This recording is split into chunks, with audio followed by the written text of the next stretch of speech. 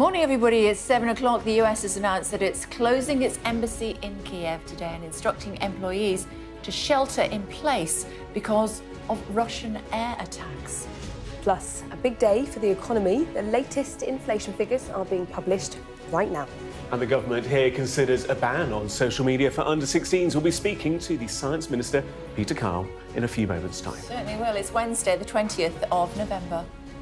Ukraine's capital, Kyiv, under attack again this morning from Russian air attack. America is to send Ukraine anti-personnel mines as part of an effort to slow down Russian advances in the east. Also ahead, Sky News reports on a shoplifting epidemic, the moment someone tries to steal from a store and the police aren't even called. 3, 2, 1.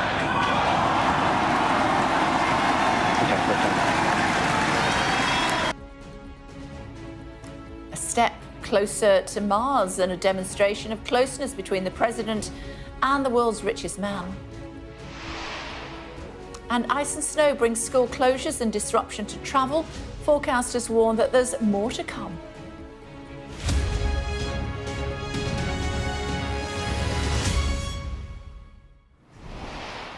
Morning, everybody. In the last hour, the United States has announced that it is temporarily closing its embassy in Kyiv today and instructing employees to shelter in place.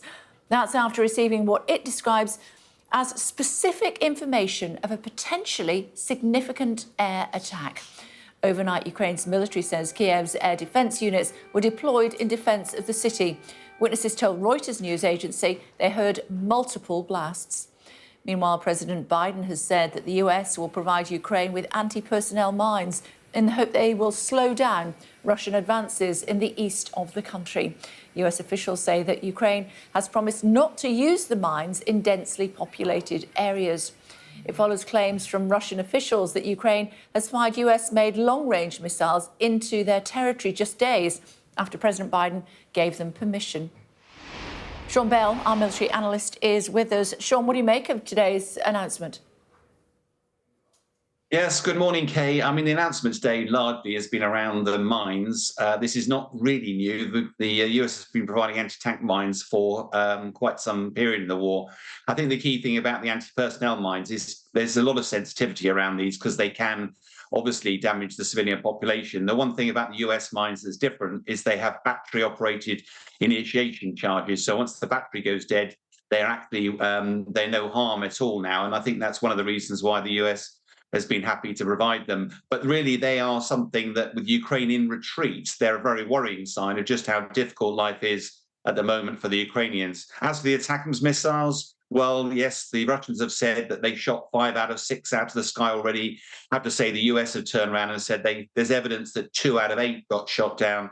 But frankly, we're in a war of words here. The harsh reality is these army tactical missile systems are incredibly effective, but they're relatively small charge. They're incredibly expensive. They will not be a deluge of those flying Russia's way.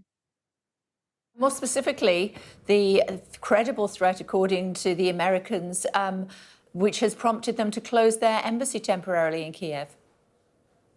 Yeah, but I was out in Kyiv only a month ago. Kyiv comes under pretty regular attack overnight, and it's not a great surprise, to be brutally honest, that President Putin, as a sort of fit of pique and anger after the announcement about the missiles, decides to ramp up attacks on Kyiv. The robust air defense system around Kyiv is fairly effective. The trouble is the remnants of the missiles and the drones tend to fall, causing quite a lot of damage there. As to the specific threat to the US embassy, I mean, embassies are meant to be protected. I suspect what this action in intelligence is purely the Americans judging that the Russians will probably not respect the sanctuary of embassies, and therefore there is an actual risk that they will be targeted in these attacks. But as I say, the Ukrainians have a very good air defense system around Kyiv. It's not completely watertight, but I suspect this is more out of prudence that the Americans have decided to look after their folks within the embassy overnight.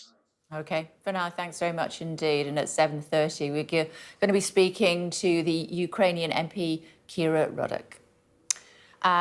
Also, the latest inflation figures coming up in just a few moments' time for October. They have just been published. We'll have the latest on that for you as well.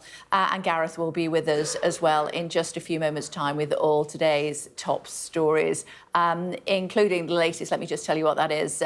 As far as the top stories are concerned, the UK government may be set to follow Australia and introduce a social media ban for under-16s. The Technology Secretary, Peter Carl, is urging the regulator Ofcom to ensure tech platforms are putting in safety measures ahead of the introduction of the Online Safety Act. A father whose son Ollie was killed following a social media dispute blamed a lack of regulation for his death. We'll have more on that in just a few moments' time. Meantime, Mari is now with us. Hi. Good morning to you. Thoughts on what the UK government might do in Kyiv? Well, we are trying to chase the Foreign Office on whether the UK is going to follow suit on this and close the British Embassy there in Kyiv as well. And so far, we've had no response from the FCDO, but as soon as we get it, we'll bring that to you. But there is an expectation that we'll hear something from the Foreign Office, but we are trying our best to chase this as quickly as possible. OK, and Peter Carl coming in later on. Absolutely. So he's talking about an online safety bill that's coming in, not a bill anymore, next year, and to try and essentially tighten up some of the rules and regulations and put a bit more pressure on Ofcom to really kind of have a bit more teeth when it comes to regulating social media. And also they're announcing some new research as well to try and find out more about the impact of social media and smartphones on young people. OK, Fanai, thanks so much indeed. Meantime, 2/3 of teenagers in England and Wales say they're worried about becoming victims of serious violence. A survey commissioned by the Youth Endowment Fund found 1 in 5 teens reported being victims of violence in the past year, with more than half of those incidents resulting in physical injury. The charity says early intervention is needed to reduce further violence. Gurpreet's here with the latest on inflation. Morning. Yeah, that's right. OK, good morning. The inflation figures have just come through. Inflation ticked up in October to 2.3%. That was above expectations. Most economists thought it would hit 2.2%. Crucially, it means it's now above the Bank of England's target of 2%. And some further details in that report show us that it was actually driven by energy prices. You will know that the Ofgem's energy price cap has increased in October because global energy prices are increasing. That drove up inflation, as well as a rebound in airfares as well. So I guess the question is, OK, inflation's above 2%. How worried should we be about that? Well, it's a world away from the double-digit inflation figures we saw at the end of 2022. Inflation has been broadly coming down because the bank has been hiking up interest rates, and most forecasters think that over the next few years it will stabilise at about 2%. The question is government policy helping the inflationary cause? And Rachel Reeves' budget, a lot of money was being spent on investment projects. The national insurance contribution increases might lead to higher prices. Actually, the inflationary forecasts have gone up a little bit since then. It's also means that most of the forecasts for interest rate cuts have also been softened as well. It means that the pace of interest rate cuts has probably also slowed. And members of the Monetary Policy Committee, they're looking at the headline rate of inflation, but they're also looking at some other underlying indicators that are arguably more important than the headline rate of inflation. Things like services inflation. Services sector is the dominant sector in the UK economy. It employs the most people, and there inflation ticked up to 5%. Right, wow. So, as well as wage growth, which is pretty sticky, still at 4.8%, it means that there are still worrying signs in the inflation data for members of the Monetary Policy Committee when they're thinking about whether they want to cut interest rates. OK, Fanai, thanks so much indeed. Rest of today's top stories, Liam Payne's funeral today. Yes, indeed. Let's bring you the details on that, shall we? Like we're saying, the funeral of Liam Payne expected to take place later today. It's being reported that the star's former One Direction bandmates will attend the private service for family and friends. The 31-year-old died last month after falling from the third-floor balcony of a hotel in Buenos Aires.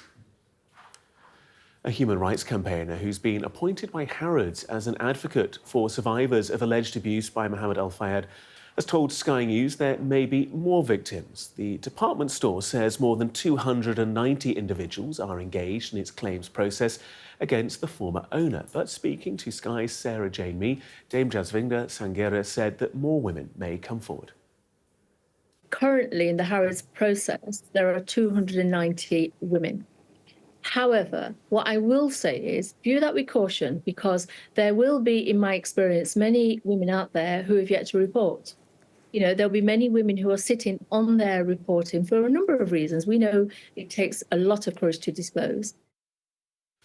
Well, you can see the full interview on the UK Tonight with Sarah Jane Mee at 8 p.m. Elon Musk's SpaceX has successfully launched its sixth Starship rocket into space, designed to land astronauts on the moon and ferry crews to Mars. Watching on was US President-elect Donald Trump in another demonstration of the world's most powerful bromance. But not everything went according to plan, as our US correspondent Martha Kellner reports from Texas. They've barely spent a day apart since Donald Trump won the election. Now, these billionaire besties on Elon Musk's territory. The president-elect in Texas to watch his new right-hand man at work. So if the floor serves the earth, it's going like this. The most powerful men in the country watching its biggest rocket in action. It's a display of strength, size and, for now, harmony.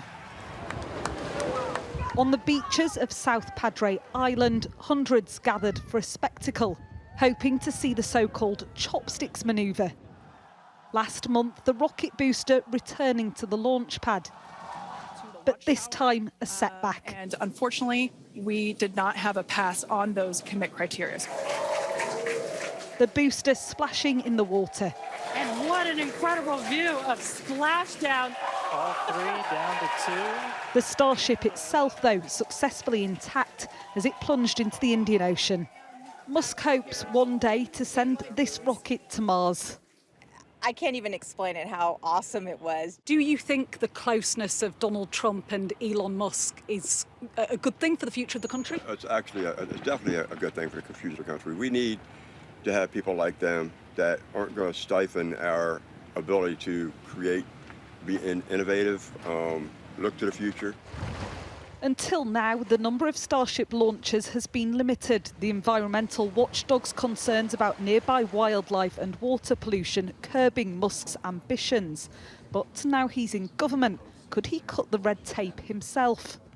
There may not have been any famous chopstick catch, but this is still a hugely impressive spectacle, and a spectacle which could become more common if this relationship between the president-elect and Elon Musk continues in the same way. It's not just SpaceX. Musk has Tesla and other businesses too. The conflicts of interest here inherent. That's the ship that is now... Trump 2.0 will likely be an administration defined by the desires of billionaires. This, just the start. Martha Kellner, Sky News, South Padre Island, Texas. Well, this is cool. Yeah. Look, it's always box office when this mega rocket takes off. 40 stories high it is, 5,000 tons with all its fuel. And it was a textbook launch. It went very well indeed. And then the two parts of the rocket, the super heavy booster and the Starship itself, the upper stage, separated. And the booster was due to come down and be caught once again by the tower, those chopsticks, the pincers that we saw last time round in spectacular fashion. But the flight data wasn't going so well, so in the end they decided to safely soft land it in the Gulf of Mexico, just offshore, and the upper stage then reignited its engines in space for the first time, critical for showing that it could safely deorbit in the future. It then landed in the Indian Ocean as it should, but they're hoping in a few launches' time to be able to bring the whole beast back down to Texas. A 40-story rocket being caught by the tower, which would be really spectacular, and is critical for SpaceX to be able to show that it can quickly turn these things around, because this is going to be the shuttle to space in the future, taking enormous payloads, perhaps even solar power stations into... I mean, the precision that they need to do. Absolutely extraordinary. This is coming down at supersonic speed and braking to zero and still managing to get so close to that tall metal structure and being caught by those pincers with precision. This time it didn't work, but they will bottom that out. They will work out what went wrong. We don't know. They never release the exact timings, but there will be something coming very quickly. Will President Trump be watching it next time round? Who knows? Of course he will. Look at that bromance alive and absolutely. well. The first buddy now has his ear, and of course, he has the task of looking at government efficiency, and NASA itself is struggling to get its own rocket, the Space Launch System, up into constant use. It's 6 years out of date, $6 billion overspent. So will he can that? OK, for now, thank you. Meanwhile, the president-elect has announced his pick for Education Secretary. WWE wrestling co-founder Linda McMahon has been nominated for the position, having served as head of the Small Business Administration during Mr. Trump's first presidency. She's also donated millions to his re-election campaign. Sky News has witnessed the relentless toll shoplifting is taking on small independent businesses in the UK. In just a few days, at a convenience store, our People and Politics correspondent Nick Martin watched as staff were consistently forced to confront thieves who faced no consequences. Shopkeepers told us they don't trust police to deal with the crime. So it's quite a busy location, isn't it? I'm going to spend a few days in a city centre convenience store, which is being plagued by shoplifting. Over the past few months, shop workers here have grappled with thieves. They've been threatened with knives. And this is where the brazen come to steal, knowing there will be no consequences. I mean, we've got 5 stores around the country and it's a big problem in all of them. The whole store is covered by cameras and shop worker Anton keeps a close eye on the stock. We watch as a schoolboy comes into the store. He picks up 3 bags of crisps and stuffs them into his bag. Anton is watching. He waits at the front door to see if the boy tries to leave without paying. Bag. Come on. Put here.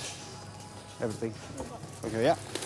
All of them. The bag is opened and out come the crisps. Okay. You can go out, yeah? Don't come here everywhere in time, yeah? You're free. He's told not to come back, but the police aren't called and the boy is allowed to leave. For more than a decade, anyone shoplifting goods with a value of under £200 have received a less serious punishment. Since then, shoplifting's gone up by 1/3, while those being charged has fallen. A few minutes later, another youngster puts something into his bag.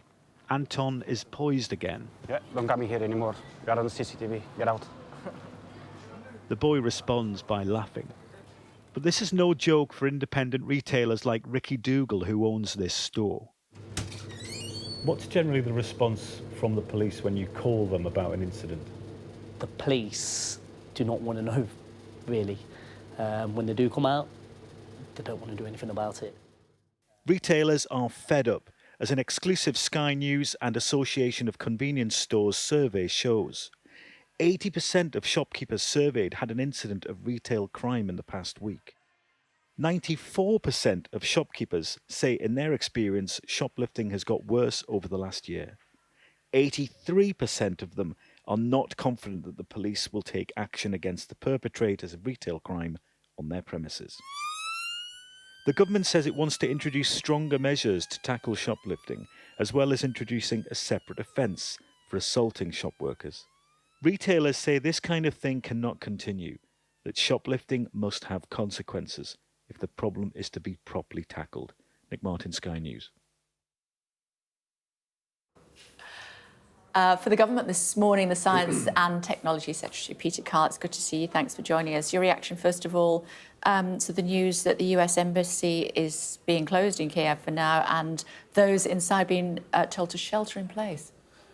I'm not surprised, because we've seen escalation from Vladimir Putin when he has every opportunity after 1,000 days to de-escalate. But it is a shocking escalation on behalf of Vladimir Putin. and this is something we should take very, very seriously. What does it mean for the Brits there? But we're doing everything we can, as you can imagine. I won't go into sort of operational Are we matters, closing our but, embassy? well, these things will be dealt with by the Ministry of Defence. They are looking very, very carefully at the situation. We will do whatever it takes to keep our people safe. It will be based on the evidence and the intelligence that we have at any moment. Could it be reasonable to say that you are looking at potentially doing the same, given what the US is doing? As you can imagine, every day we're assessing all of the evidence that intelligence brings to us, and our relationship with Kyiv, with the United States, is very, very tight. It is iterative. We are constantly making assessments about all of the people, civilians, and the people working on behalf of our government there. Our diplomats are working incredibly well in Ukraine. I have absolute fulsome praise for all the work they do every day, day in, day out, to support Ukraine in their hour of need. OK. Talk to me about what we're going to do about British-made long-range missiles. Are we going to allow them to be used? I can't give operational information at the moment on these sorts of things, because to do so, it would benefit Vladimir Putin more than anyone else. But we are doing everything we can possibly do to support Ukraine in its hour of need. This was an illegal war. It was unwarranted. Vladimir Putin should never have done it. It is now 1,000 days since this conflict started. He really should de-escalate, because to end this war, it is in his power to do it today. OK. Something you will have a view on is farmers bringing Whitehall to a standstill yesterday. Are you listening? Of course we're listening. We are always listening. But you're not going to change your mind? We are making the difficult decisions to get our finances back in order. We have implemented this policy in a way which affects as few people as possible. And when it does affect these people, the 500 or less people a year out of, 22,000 farms we have in our country, we are making sure that it's done in a way that is as fair as possible and is understanding the needs of farming today. So those people who are affected will pay half the inheritance tax that the rest of the population pay, and about 6% of people across the country will pay the inheritance tax in the first place. They'll also have up to £3 million allowances. And then after that, they'll have 10 years to pay it back, and it's interest-free in that period. We have done everything we can do to implement this policy as fairly as possible to get our finances back in order, but to be as sensitive as possible and understanding as possible for those people who are impacted by it. You say that, but the Chancellor won't even engage with farmers, won't listen to what farmers have got to say. And the decision was met, or the DEFRA tell us that they only knew the night before the budget that this was going to happen, having promised that it wouldn't happen. Well, our primary promise to the country is to get our finances back in order and to take all the difficult decisions we have to do so. It has been really difficult for us coming in. You've seen a whole series of incredibly difficult decisions, choices we've had to make. We will do everything we can to get our finances back in order, to get fairness back into the way that our economy runs. The economy the budget was focused on getting growth back into the economy into the long term, to fix the foundations of our country. You cannot have the foundations of our country fixed until you get the finances back in order.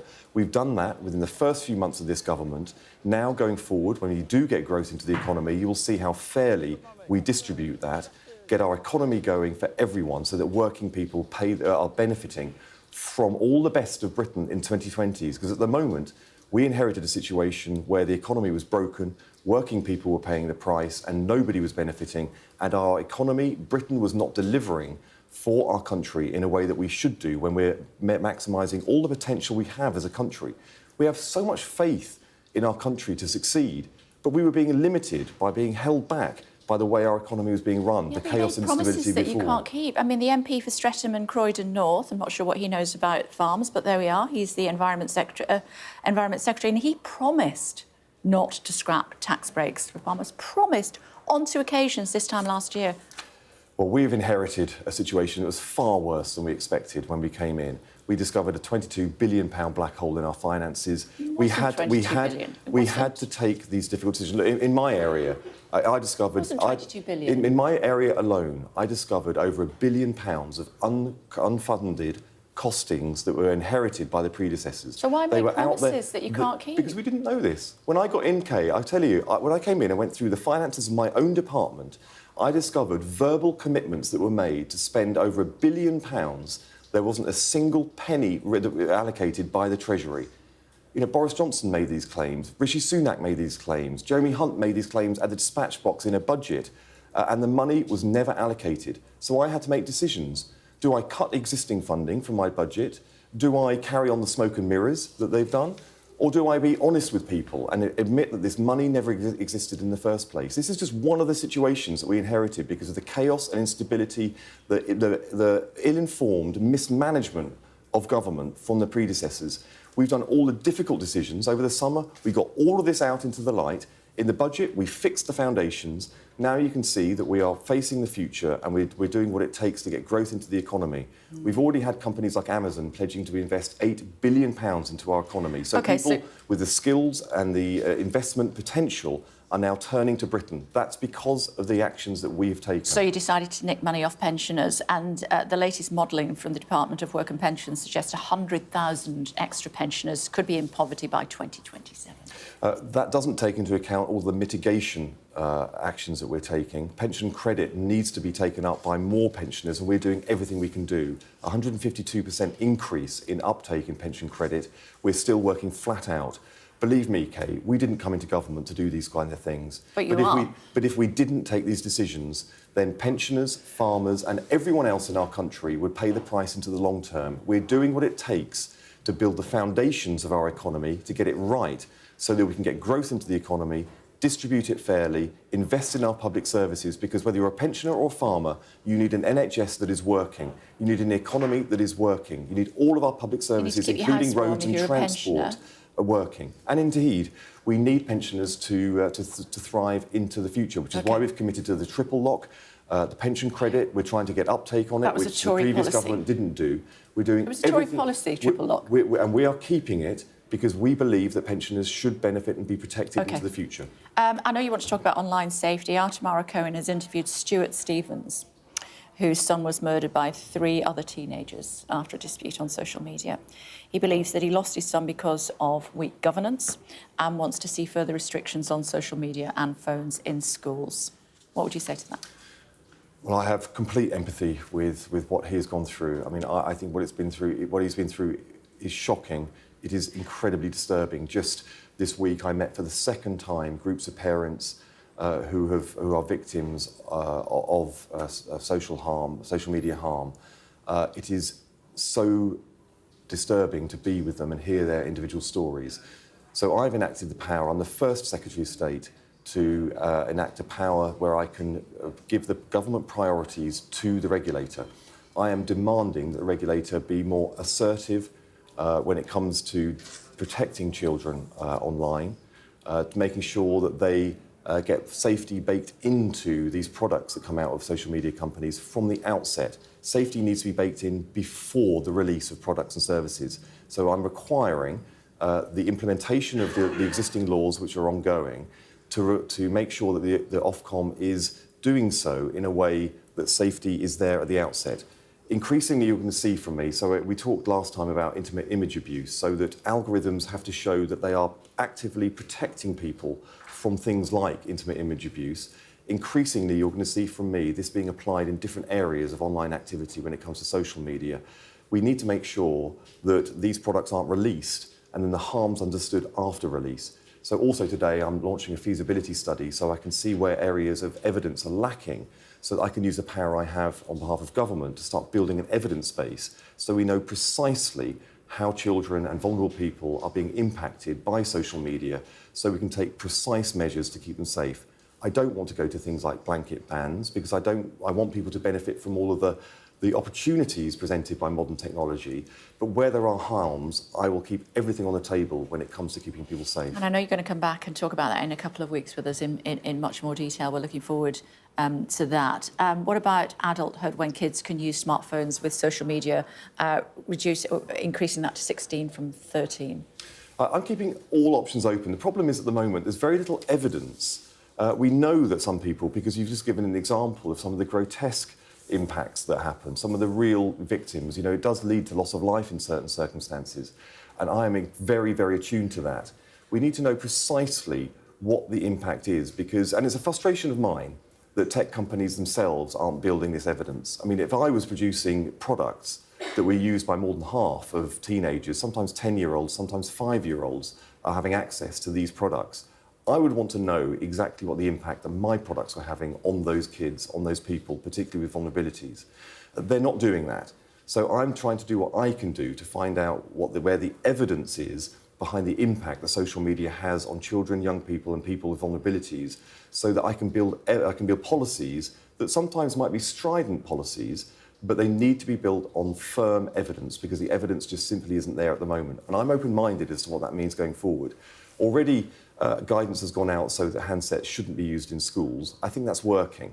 But with the impact it has in other areas, I'm open-minded, but it has to be built on evidence and based on evidence going forward. Good to see you as always. Thank you very much too. indeed. Thanks. Thank you. Still to come on The Breakfast Show for you here on Sky News.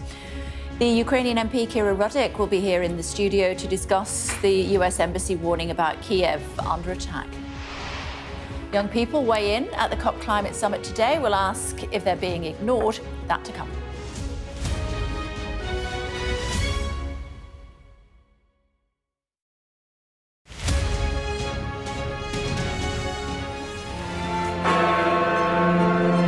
Independent, United Kingdom. These last few years have seen some huge stories. And these stories have been driven by politics, by politicians, the people in power. You must stay at home. And it's my job to figure out how these decisions made by politicians impact all of us in our everyday lives. This is the worst thing I've ever been through in my life. People turn up here with their child stuff in a black sack and just say, I don't want to. And that is what it is. It's first-class poverty. Is this an example of the welfare state failing? We take you to the heart of the stories that shape our world.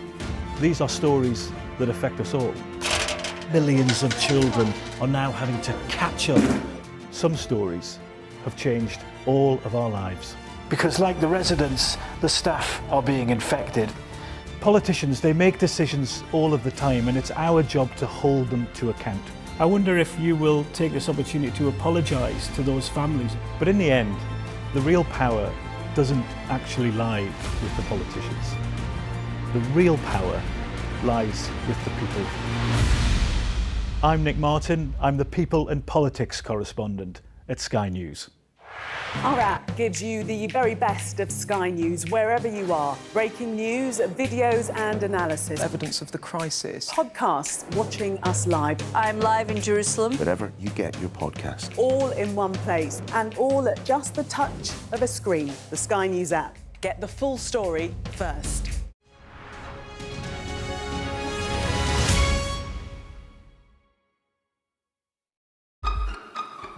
We've got your Sunday mornings covered. From the front page and the sounds of the streets to the voices of the people who make the major calls and big picture politics beyond Westminster. We'll put you at the heart of our story. A new start to Sunday. I'm ready. Are you? Join me, Trevor Phillips, Sunday mornings on Sky News. Play Sky News. From the Sky News Centre at 7. Now that you're up to date, we can go into a bit more detail. Things can change incredibly quickly. Taken by surprise. Have you ever known a moment like this in British politics before? Yes. Cheers. We'll start with breaking news. Let's get the latest on the ground. So, by the end, we'll hopefully all understand what's going on in the world just that little better.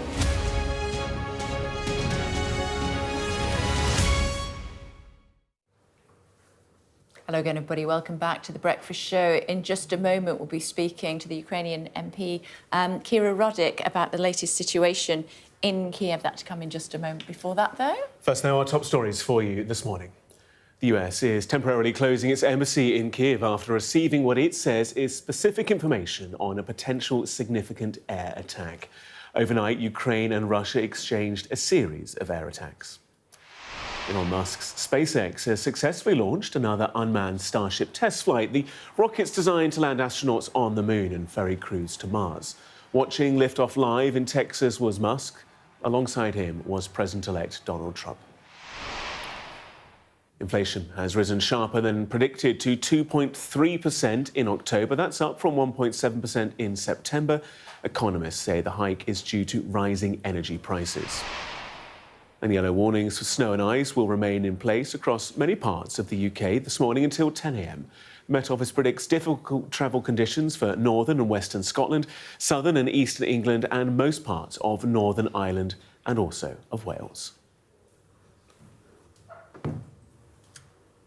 Kira is here with us, as I said. The latest news that the US Embassy in Kyiv has been temporarily closed. When did you learn the news? I just learned them today, as everyone else. However, we know that we should be taking seriously all the warnings and air raid sirens in Kyiv. Kay, you have been there. You know how it is. We were constantly under the attack. We understand that Russia's intent to destroy us, to kill us, did not change. No matter how much of the weapons and supplies we are receiving, we understand that we are constantly under the threat. Like, for the last couple of weeks, I don't remember a night where we were able to spend it, like the whole night in our beds. It was always an attack, and you always have to go to the bomb shelter. This year, there was a missile hit near the home where I live, and half of my home was destroyed. So I know that it is very serious. That's why we are calling for everyone, especially today, given the information that the US Embassy has shared, to take these threats really seriously. What are you telling your family? To stay in the parking lot for the whole day, if they can, because I'm really worried. And it's so scary when you don't know if your military have enough of the ammunition to take down all the missiles that are going your way. This is why, on one hand, we are very grateful for all the support that we are receiving and for all the items that our allies are able to deliver for our military, but we also always know that it is not enough, because Russia constantly is making up new weapons, and they are always attacking us almost at night. Are you losing this war?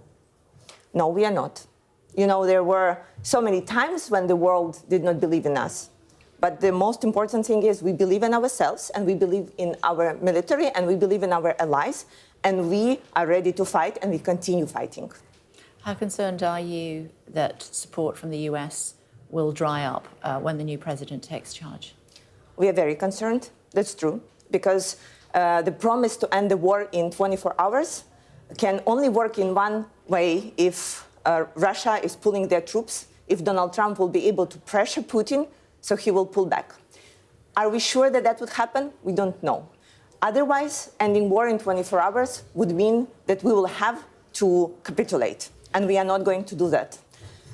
There is another side of this case, is according to President Zelensky, over the last couple of weeks, we confirmed that we only received 10% of the military aid that was promised by the Congress.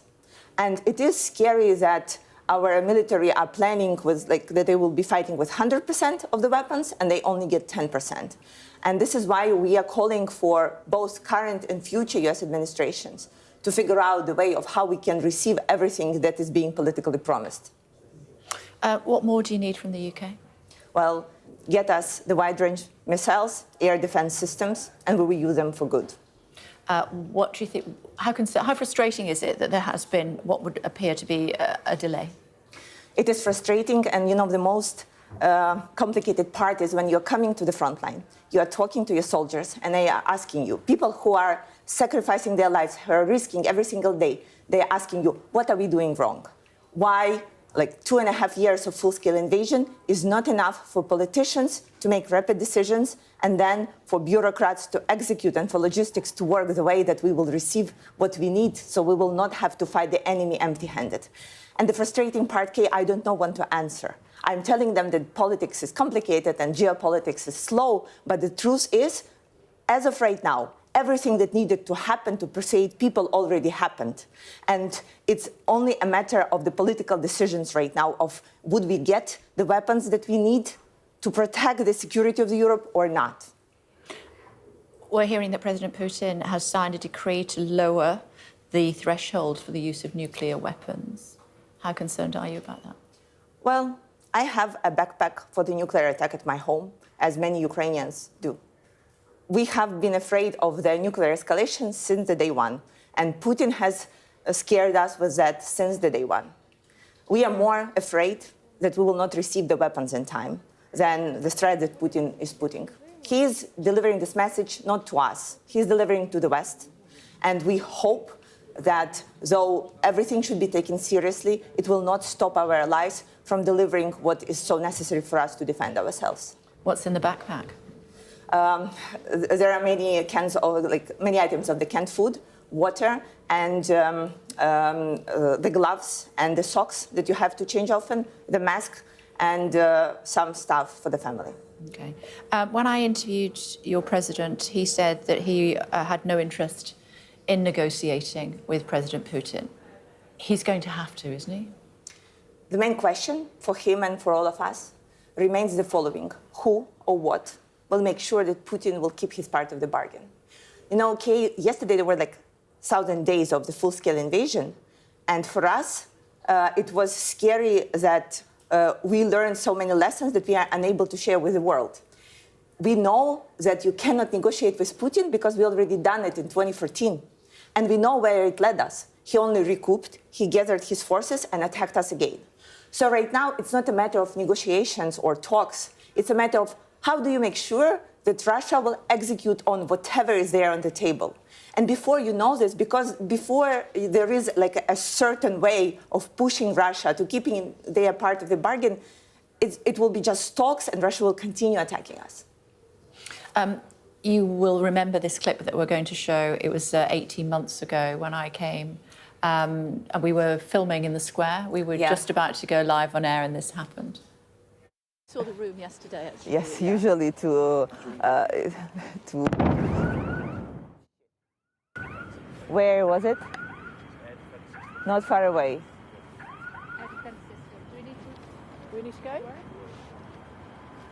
This was in Freedom Square, which was in the middle of Kiev. But that's something that you deal with every day. Every single day, Kay. And at night, it's even more scary because you're staying in the parking lot or somewhere in a bomb shelter and you're hearing it and you're thinking, oh God, how close it is. And if anybody's injured, it's our new reality right now. How much longer can you deal with this? 1,000 days ago, I wouldn't promise you that we can deal with it for 1,000 days. Right now, I can tell you we still have it in ourselves. What's our alternative, right? So we will keep fighting. We still have each other. We are not alone in this world. And we know that we are fighting for the right thing. And your message to Keir Starmer this morning? Please allow us to use wide-range weapons into Russia's territory because it would support the way how our military defends ourselves. And it will save lives. Every day of delay will mean that somebody would die. Please do that. And if he says no? You know, we learned that no is the beginning of the conversation, that sometimes, at some point, after more facts, it will become yes. The question is how many people would die between no and yes. And we have seen that with tanks, with the Patriot missiles, with F-16 fighter jets. There are some people who are alive right now and who will not survive till the yes from our allies. Please let them survive. Thank you very much. Thank you. Thank you. Good to see you. Keep safe. Thank you. Still to come on The Breakfast Show for you here on Sky News. Are young people being ignored at the climate summit in Baku?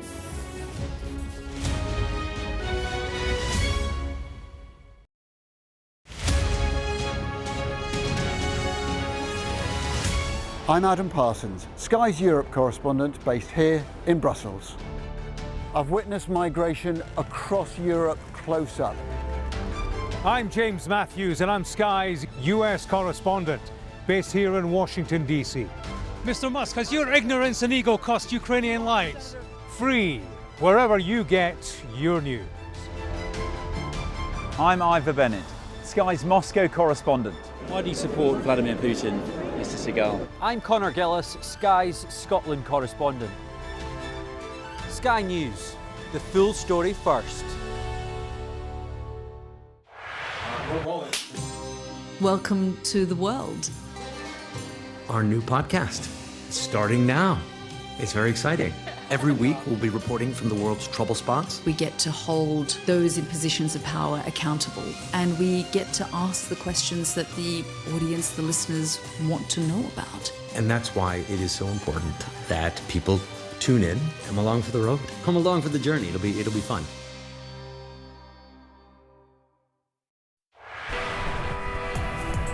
I'm Stuart Ramsey, and I'm Sky's chief correspondent. Free wherever you get your news. I'm Mark Stone, and I'm Sky's correspondent based here in Washington, D.C. Sky News, get the full story first. I'm Katie Spencer, and I'm Sky News' arts and entertainment correspondent. I'm Lisa Dowd, and I'm one of Sky's Midlands correspondents. The reason I do this job is because you never know where it's going to lead. There's always more to the news than a headline. We want to discover, to delve a little deeper, to find out what's really going on. Explanation, analysis, the people at the heart of every story. I'm Neil Patterson, and this is the Sky News Daily Podcast. So, by the end, we'll hopefully all understand what's going on in the world just that little better. Available wherever you get your podcasts.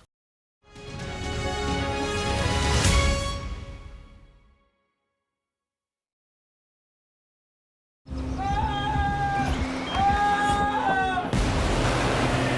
most significant day of this conflict. They keep telling us that they want aid. And this is what's left of it.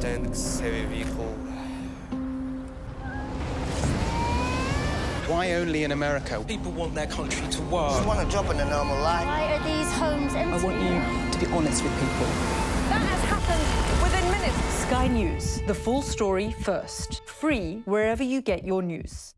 Hello again, everybody. Welcome back to The Breakfast Show here on Sky News. Young climate activists are once again voicing their frustration at the lack of progress at the COP Climate Summit. Let's talk to Jessica Harvey, social media lead at Extreme Hangout, which aims to amplify youth voices in the climate debate. Hi, Jessica. Good to see you. Thanks for taking the time to join us.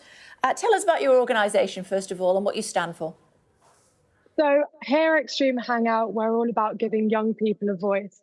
We focus on amplifying youth change makers in the climate debate, and we want to share our innovative ideas where we can showcase our solutions and bridge the gap between youth change makers and decision makers. Are you being listened to? I believe that we are. This is the first COP that I've attended, and here at Extreme Hangout, we're located in the green zone. The blue zone is where the politicians are based, but here, this is where real people come together.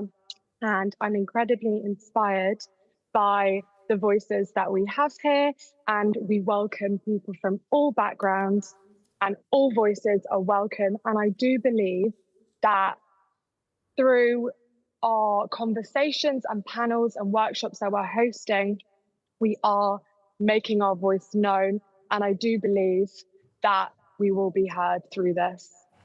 But when it comes to COP, you know, some people suggest that it's just literally a talking shop and not much happens as a result. Do you think we do see significant change as a result of things like COP? So the process of COP is not perfect, but I do believe that it's a necessary platform where we can get our voice heard. I believe that we need to infiltrate this system and demand that youth are listened to. You know, we are very knowledgeable, and we need to have a perception change where our voices are taken seriously. And this is the place where we can hold these leaders to account. We can challenge them. And this is what we focus to do, especially here at Extreme Hangout.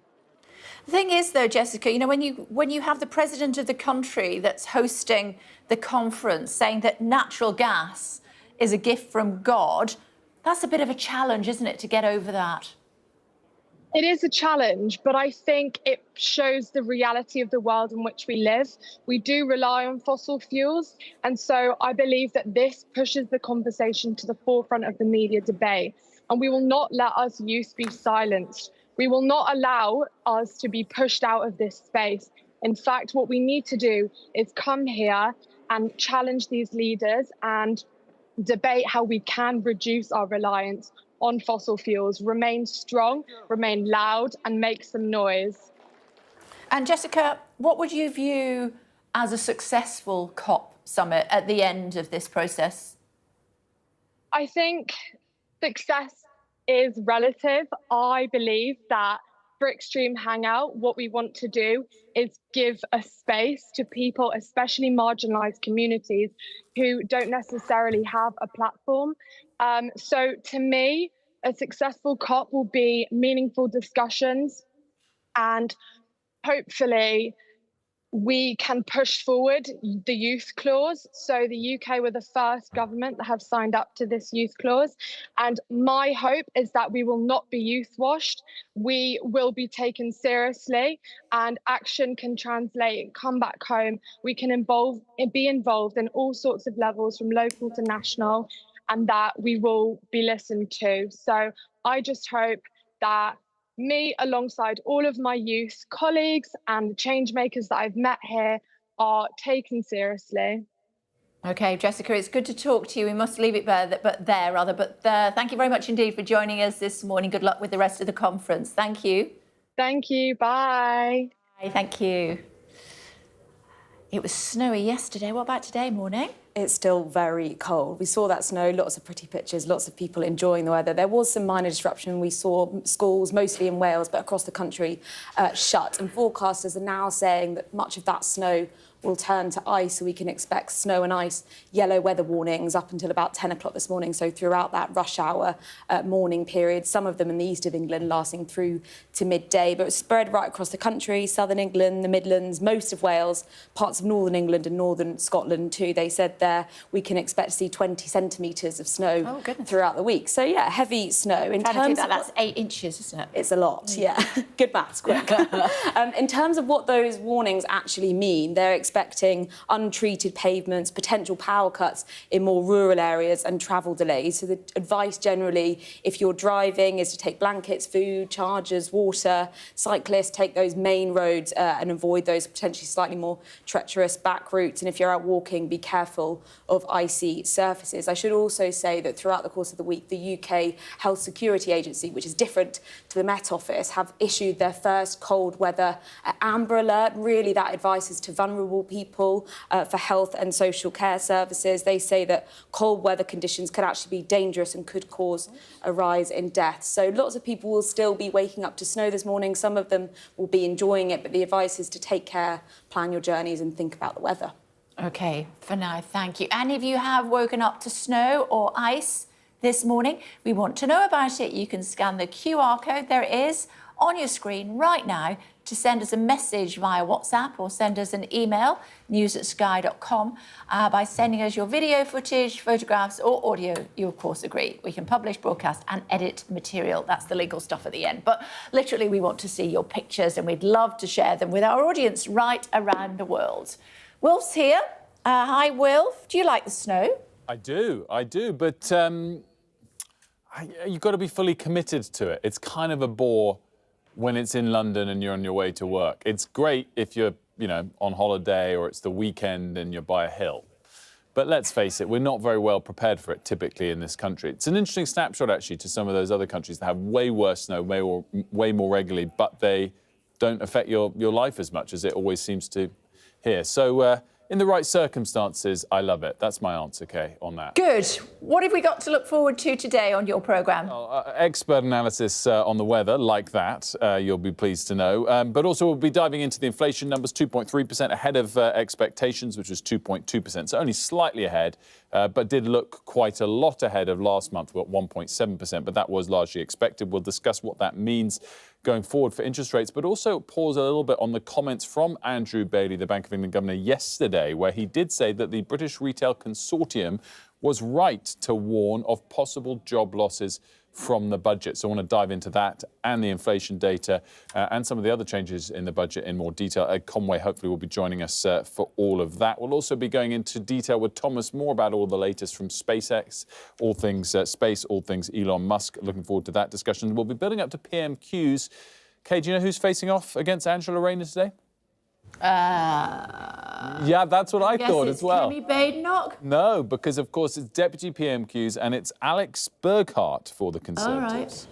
I thought that too. Shadow Northern Ireland Tip Secretary. of my tongue. Yeah, doing a little bit more research on Alex Burghardt, and we'll watch him in action later. A moment for him to shine. Interesting snapshot of who Kemi thinks is her deputy, of course.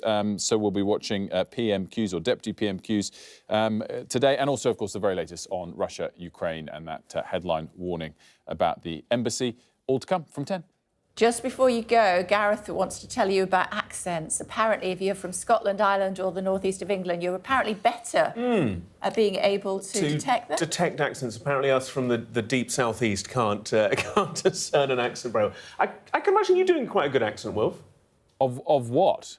I don't know, go on. Can you do a Scouse accent? No, I was debating embracing this, but I think I do a good Scouse accent. Probably not worth my while. If you've got me... I used to work in Liverpool, so I can talk like that.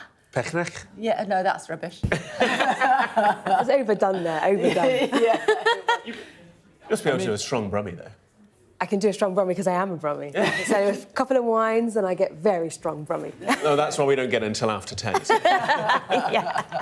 But a little bit of Yorkshire, but it's kind of fake That's Yorkshire. where you're from. That's kind of where I'm from. But I kind of get it, though, and this is the point that Cambridge University is making, that cultural identity is so much stronger in the north than perhaps it is in Berkshire or Oxfordshire, and that's why they can kind of hone in on greater emphasis on accents. Oh, OK. And do you know what the word of the year is? Is it the Cambridge Dictionary? It is the Cambridge Dictionary. Yeah. No. It says on autocue. Oh. Scroll past. It's gone. Oh, manifest. Yeah. Love that. Very positive. That's a bit of a weird word, though, isn't it? For me, a manifest is where you keep notes. No, like manifesting your good dreams. things. You know, that's it's not like, what manifesting. OK, you know, I'm manifesting your 10 a.m. wine. bedroom house. You know, like that you're manifesting what you want to see in your life. Oh, OK. Yeah. But a manifest is where you keep... No? It could be either, but yeah, visualisation. OK, Love that. I've got it. OK, I'm going to work on that during the break. You're going to manifest it. I'm going to manifest it, and we'll be back in just a few moments. Stay tuned.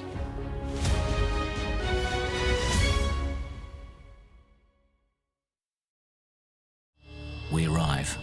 A secret hospital hidden in the Myanmar jungle, treating the victims of this bloody war. This is Myanmar today. Its military rulers don't want the world to see, but we have. I fight for my own future. I fight for my generation's future. This is an actual crime. They don't care for that. Myanmar army is only a couple of kilometers away. So this is a major humanitarian disaster.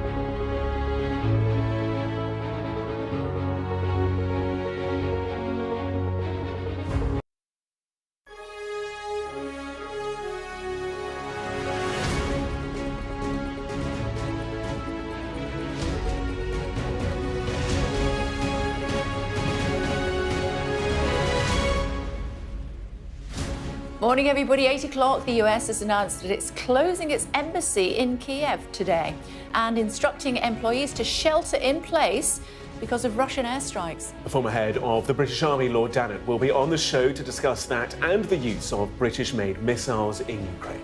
Plus, more disappointing news for the Chancellor as inflation comes in slightly higher than expected this morning. It's Wednesday, the 20th of November.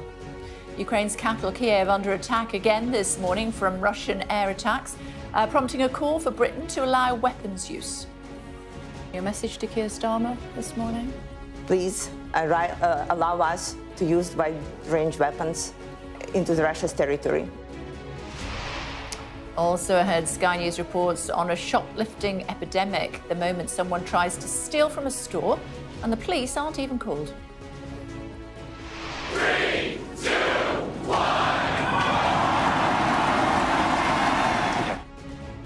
Step closer to Mars and a demonstration of closeness between the president-elect and the world's richest man. And ice and snow brings school closures and disruption to travel. Forecasters warn that there's more to come.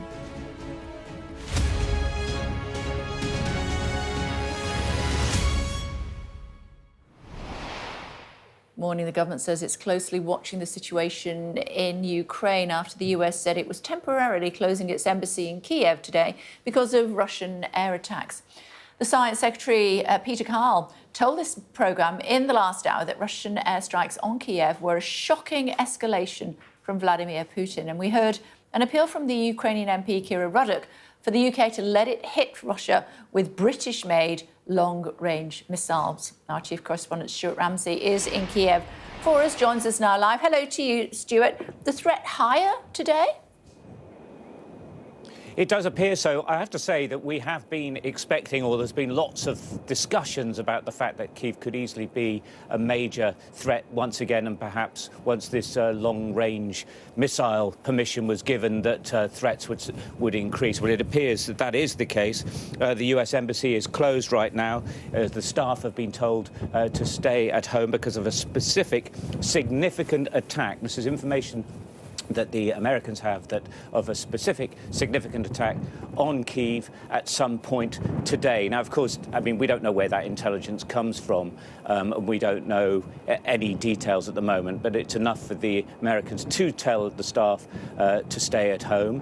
I think this is all likely to increase as well. If Britain and France, again, also agree to these long-range weapons being used, and there's every indication that that is likely, then other embassies will also be telling their staff to take extra care, because obviously Kyiv is the prize, as it were, the capital, and Russia will want to show its annoyance by attacking it.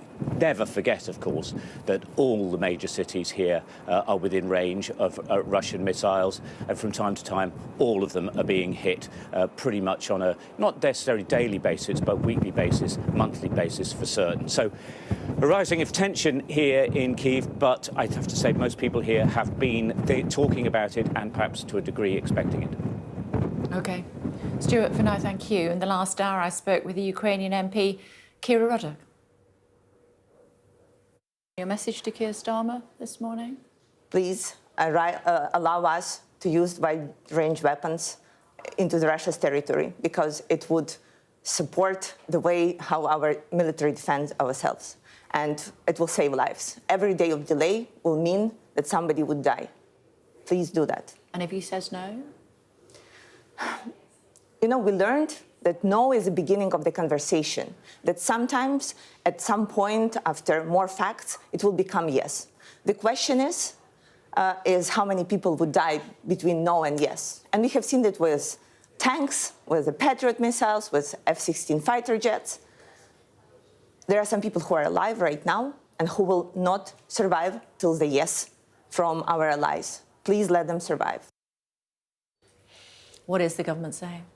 So we've had Peter Carl on the programme speaking to yourself earlier on, and really they're kind of giving us a bit of a holding statement. So they're not telling us, they're not confirming to us yet whether the UK is going to follow suit and close potentially temporarily the UK embassy in Kyiv.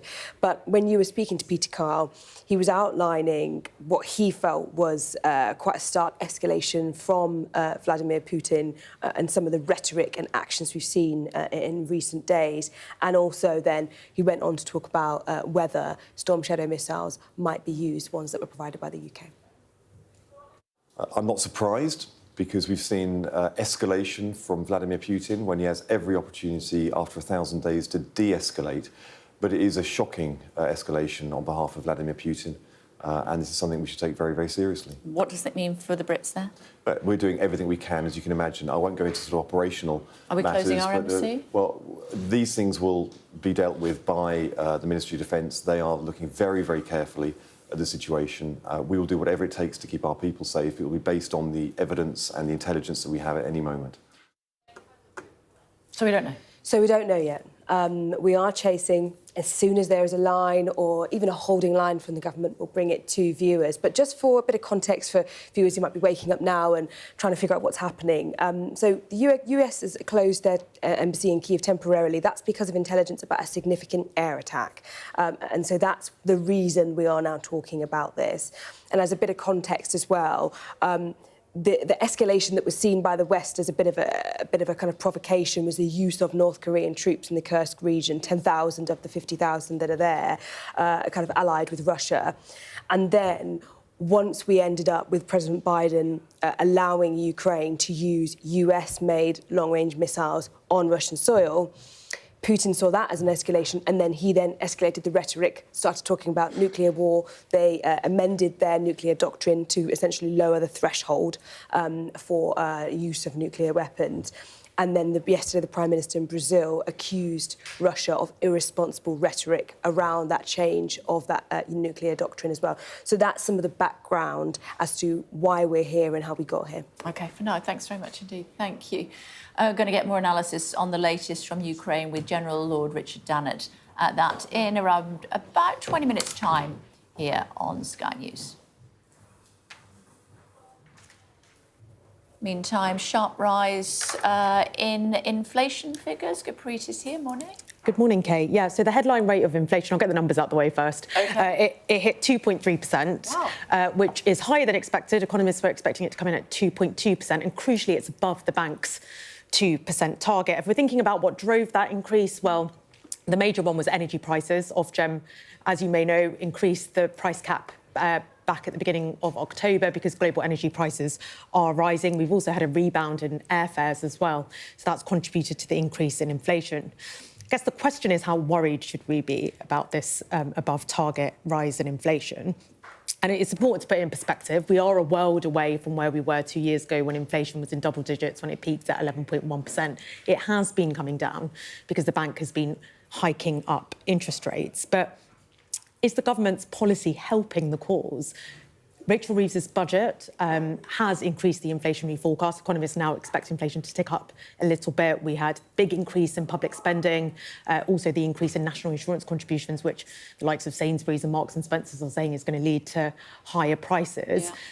But although those inflationary forecasts have increased, we're not expecting inflation to get out of control. However, as we know, inflation can be very temperamental. It can move against policymakers. Andy Haldane, the former Bank of England chief economist, once said that the inflation tiger is never really dead. So policymakers will want to proceed with caution with this one. They don't want to get complacent. It's unlikely we're going to get another interest rate cut next month, especially as some of those underlying indicators in the inflation data, so inflation in the services sector, which is the predominant employer in the UK, that rose to 5%. And also wage growth is at 4.8%, which is higher than the bank would like. OK, for now, thanks so much indeed. Rest of today's top stories, morning. Yes, good morning. We're going to start with social media because the UK government may be set to follow Australia and introduce a social media ban for under-16s. Science and Technology Secretary Peter Carl is urging the regulator Ofcom to ensure tech platforms are putting in more safety measures to protect children. A father whose son Ollie was killed following a social media dispute blamed a lack of regulation for his death. I firmly believe that I lost my son because of weak governance and poor legislation, full stop, which is why we are doing what we are doing. If you could see I can't show you any of the stuff that we saw on his phone, but it's horrific. And a lot of that stuff you can't unsee, and especially as a child. You've got a developing brain and you bombard them with horrific stuff. That's going to change them as an adult, and that's not beneficial for society. Meanwhile, 2/3 of teenagers in England and Wales say they're worried about becoming victims of serious violence. A survey commissioned by the Youth Endowment Fund found 1 in 5 teens reported being victims of violence in the past year, with more than half of these incidents resulting in physical injury. The charity says earlier intervention is needed to reduce future violence. The funeral of singer Liam Payne is expected to take place later today. It's being reported that the star's former One Direction bandmates will attend the private service for family and friends. The 31-year-old died last month after falling from the 3rd-floor balcony of a hotel in Buenos Aires. A human rights campaigner who's been appointed by Harrods as an advocate for survivors of alleged abuse by Mohammed Al-Fayed has told Sky News there may be more victims. The department store says more than 290 individuals are engaged in its claims process against the former owner. But speaking to Sky's Sarah Jane Mee, Dame Jasvinder Sangera said more women may come forward. Currently, in the Harrods process, there are 290 women. However, what I will say is, view that with caution, because there will be, in my experience, many women out there who have yet to report. You know, there'll be many women who are sitting on their reporting for a number of reasons. We know it takes a lot of courage to disclose. And you can see the full interview on UK Tonight with Sarah Jane at 8 p.m. this evening. Elon Musk's SpaceX has successfully launched its 6th Starship rocket into space, designed to land astronauts on the moon and then ferry crews onto Mars. Watching on was the US President-elect Donald Trump in another demonstration of the world's most powerful bromance. But not everything went according to plan, as our US correspondent Martha Kellner reports from Texas. They've barely spent a day apart since Donald Trump won the election. Now, these billionaire besties on Elon Musk's territory. The president-elect in Texas to watch his new right-hand man at work. So if the floor serves the earth, it's going like this. The most powerful men in the country watching its biggest rocket in action. It's a display of strength, size and, for now, harmony. On the beaches of South Padre Island, hundreds gathered for a spectacle, hoping to see the so-called chopsticks manoeuvre. Last month, the rocket booster returning to the launch pad. But this time, a setback. And unfortunately, we did not have a pass on those commit criteria. The booster splashing in the water. And what an incredible view of splashdown. All 3 down to 2. The Starship itself, though, successfully intact as it plunged into the Indian Ocean. Musk hopes one day to send this rocket to Mars. I can't even explain it, how awesome it was. Do you think the closeness of Donald Trump and Elon Musk is a good thing for the future of the country? It's actually, it's definitely a good thing for the future of the country. We need to have people like them that aren't going to stifle our ability to create, be innovative, look to the future. Until now, the number of Starship launches has been limited. The environmental watchdog's concerns about nearby wildlife and water pollution curbing Musk's ambitions. But now he's in government, could he cut the red tape himself? There may not have been any famous chopstick catch, but this is still a hugely impressive spectacle, and a spectacle which could become more common if this relationship between the president-elect and Elon Musk continues in the same way. It's not just SpaceX. Musk has Tesla and other businesses too. The conflicts of interest here inherent. That's the ship that is now... Trump 2.0 will likely be an administration defined by the desires of billionaires. This, just the start. Martha Kellner, Sky News, South Padre Island, Texas. Thomas is here. Well, this is exciting. Yeah, box office, isn't it? Yeah. To see that giant rocket taking off, 40 stories high, 5,000 tons, and it seemed to be going so well, and the two parts of it separated. The super heavy booster came down, but while it was coming down at supersonic speeds, and it has to brake to 0 miles an hour to be caught by those big pincers, the chopsticks that we saw last time. Unfortunately, there was something wrong with the flight data. They weren't happy, so instead it splashed down in the Gulf of Mexico, whereas the top... Can they still retrieve it? Or... Yeah, they can retrieve that, and they want to find out what went wrong, because SpaceX learns really quickly. This one had thousands of hardware and software updates from the last successful launch. They're trying to improve it all the time, because ultimately, not only do they want to get the super heavy booster down, caught by those calipers on the tower, but they also want to get the top bit, which splashed down in the Indian Ocean this time, back to Texas to land next to it, because they want to turn this around really quickly. The whole point is this giant rocket is not only going to be really important in getting people down onto the surface of the moon, but also it's the heavy lift to take lots of cargo into orbit, perhaps even solar power stations and that kind of stuff of the future. So that the success of this rocket is critical for the American space industry. And what are the Russians doing about it?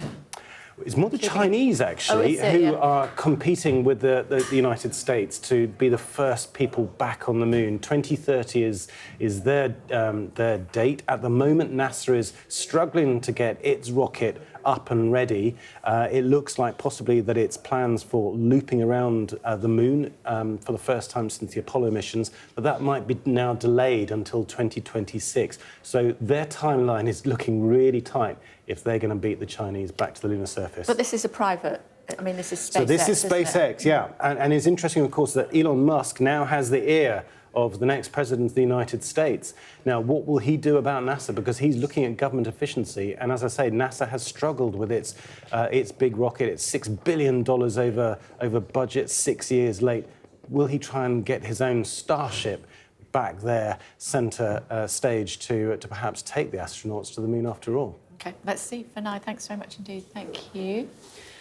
What are the stories making the front pages this morning? Should we have a look at that? The Financial Times leading with Ukraine using American-made missiles for the first time at military targets inside Russia.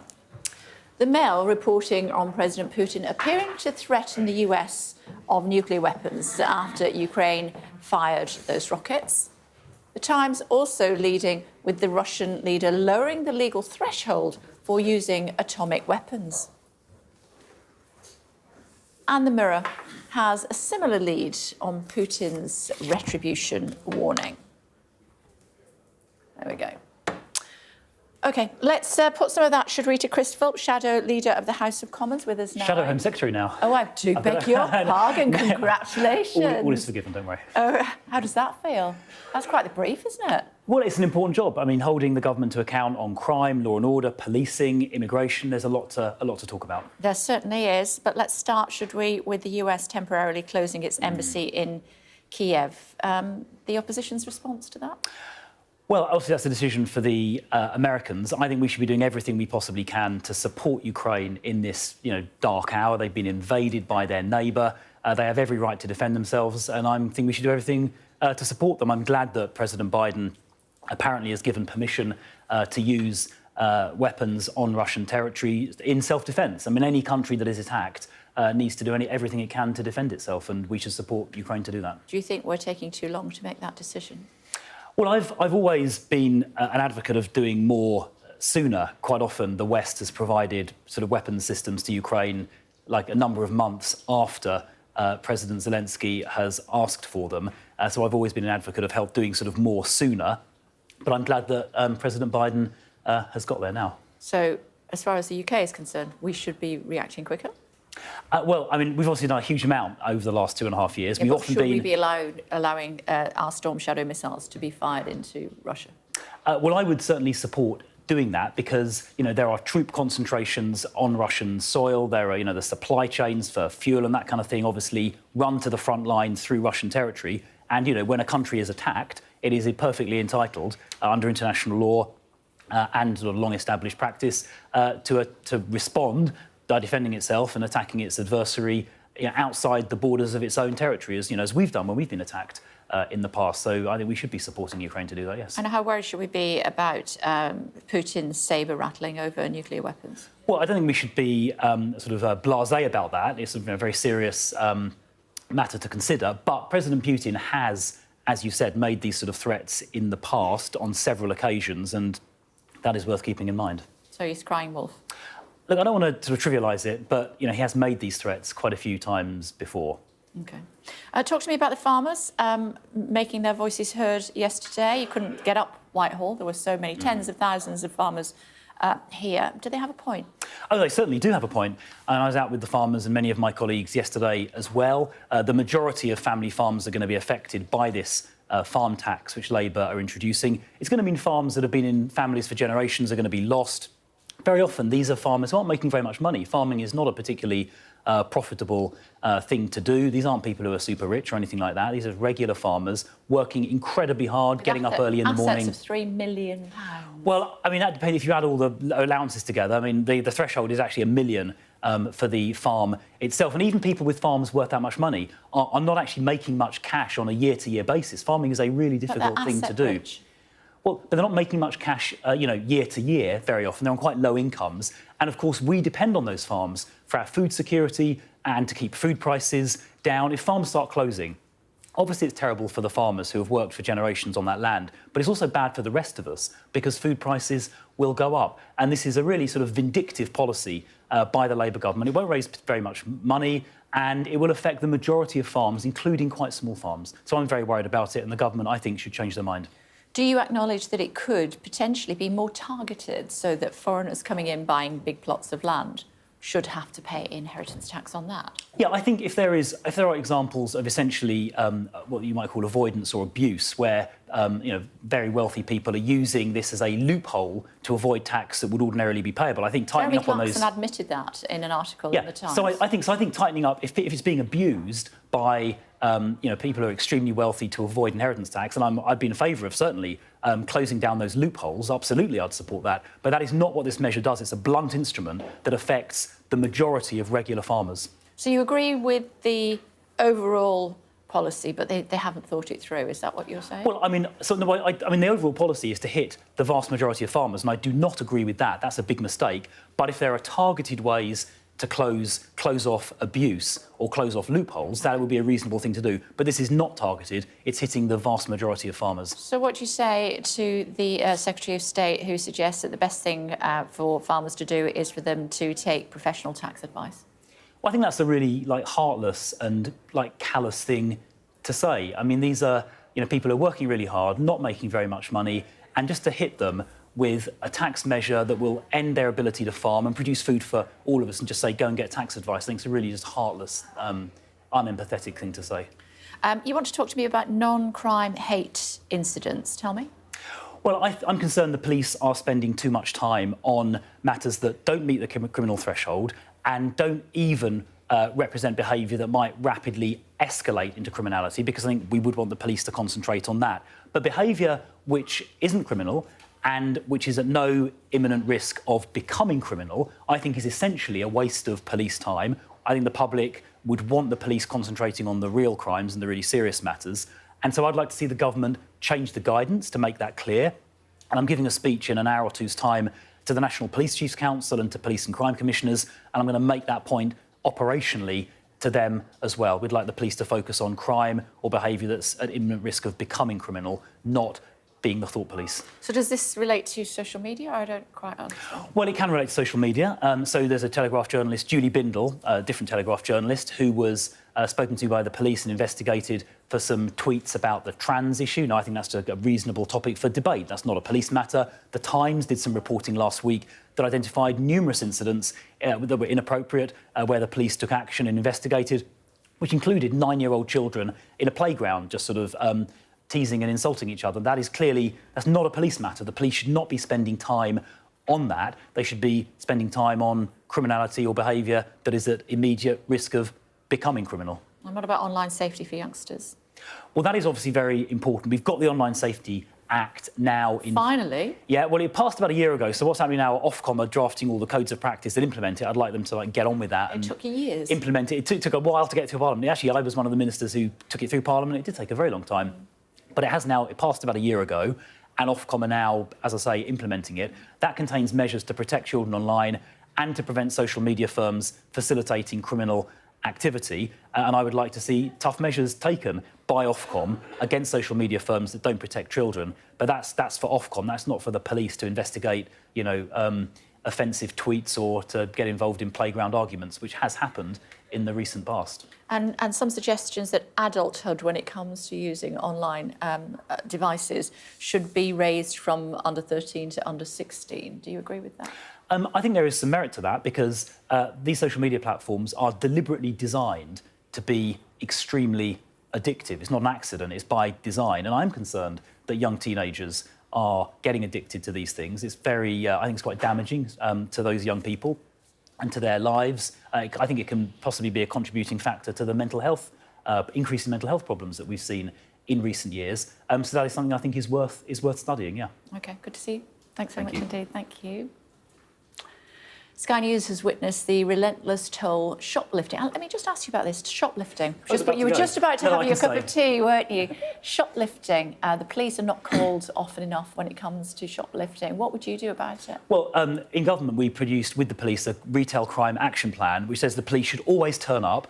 If an offender has been detained by the store security staff, or indeed the public, they should always turn up where there's been an assault. They should always turn up where that's needed to secure evidence. And the police should always, not sometimes, but always investigate every line of inquiry, particularly CCTV footage, because you can now run that through the facial recognition database and very often get a match to identify the perpetrator. Every single one of those cases, every single one, should be followed up by the police. They've committed to do that, and that is what I think the public and certainly we in Parliament expect, because shoplifting is costing the retail industry £1 billion a year in lost stock, another £1 billion in security measures. It's really hurting the retail sector. Staff are getting assaulted, and the police have to clamp down on it hard. It's not a minor crime, it's a serious crime, and it merits that kind of response. You can have your tea. Can I have my tea now? Yeah. Thank you. Thank you. Here's our report. So it's quite a busy location, isn't it? I'm going to spend a few days in a city centre convenience store, which is being plagued by shoplifting. Over the past few months, shop workers here have grappled with thieves. They've been threatened with knives. And this is where the brazen come to steal, knowing there will be no consequences. I mean, we've got 5 stores around the country, and it's a big problem in all of them. The whole store is covered by cameras, and shop worker Anton keeps a close eye on the stock. We watch as a schoolboy comes into the store. He picks up 3 bags of crisps and stuffs them into his bag. Anton is watching. He waits at the front door to see if the boy tries to leave without paying. Bag. Come on.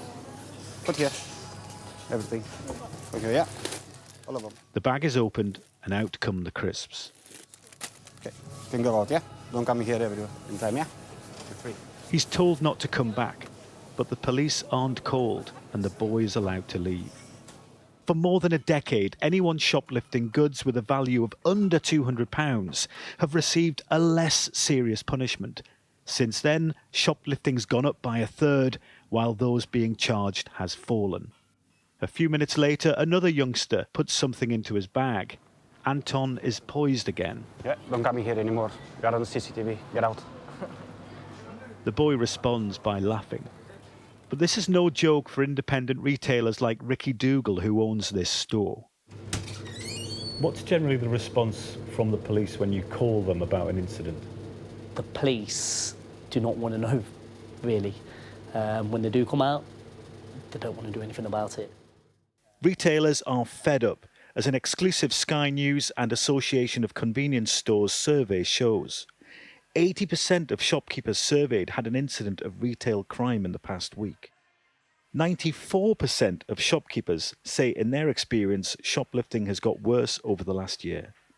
83% of them are not confident that the police will take action against the perpetrators of retail crime on their premises. The government says it wants to introduce stronger measures to tackle shoplifting, as well as introducing a separate offence for assaulting shop workers. Retailers say this kind of thing cannot continue, that shoplifting must have consequences if the problem is to be properly tackled. Nick Martin, Sky News. Still to come on The Breakfast Show for you here on Sky News. The latest on the war in Ukraine. We'll talk to the former head of the British Army about what the UK should be doing to support Kyiv. And the death of 3 horses at Cheltenham races raises more questions about whether racing should be banned. That's our debate.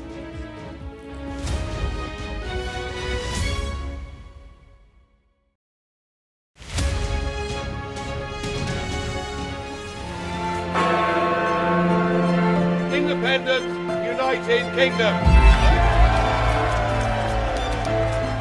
These last few years have seen some huge stories.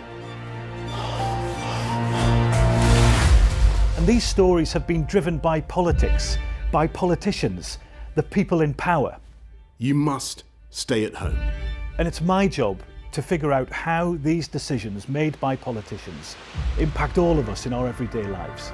This is the worst thing I've ever been through in my life. People turn up here with their child stuff in a black sack and just say, I don't want to. And that is what it is. It's first-class poverty. Is this an example of the welfare state failing? We take you to the heart of the stories that shape our world. These are stories that affect us all. Millions of children are now having to catch up. Some stories have changed all of our lives. Because like the residents, the staff are being infected. Politicians, they make decisions all of the time, and it's our job to hold them to account. I wonder if you will take this opportunity to apologise to those families. But in the end, the real power doesn't actually lie with the politicians. The real power lies with the people. I'm Nick Martin. I'm the People and Politics correspondent at Sky News. Our app gives you the very best of Sky News wherever you are. Breaking news, videos and analysis. Evidence of the crisis. Podcasts, watching us live. I'm live in Jerusalem. Wherever you get your podcast. All in one place and all at just the touch of a screen. The Sky News app. Get the full story first.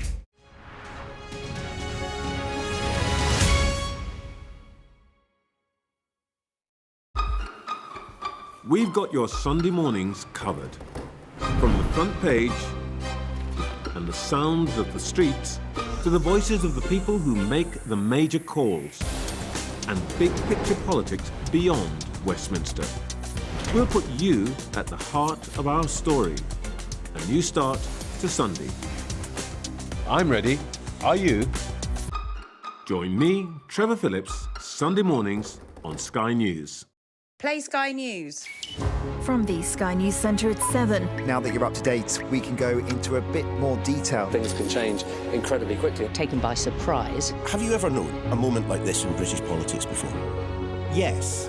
Cheers. We'll start with breaking news. Let's get the latest on the ground. So, by the end, we'll hopefully all understand what's going on in the world just that little better.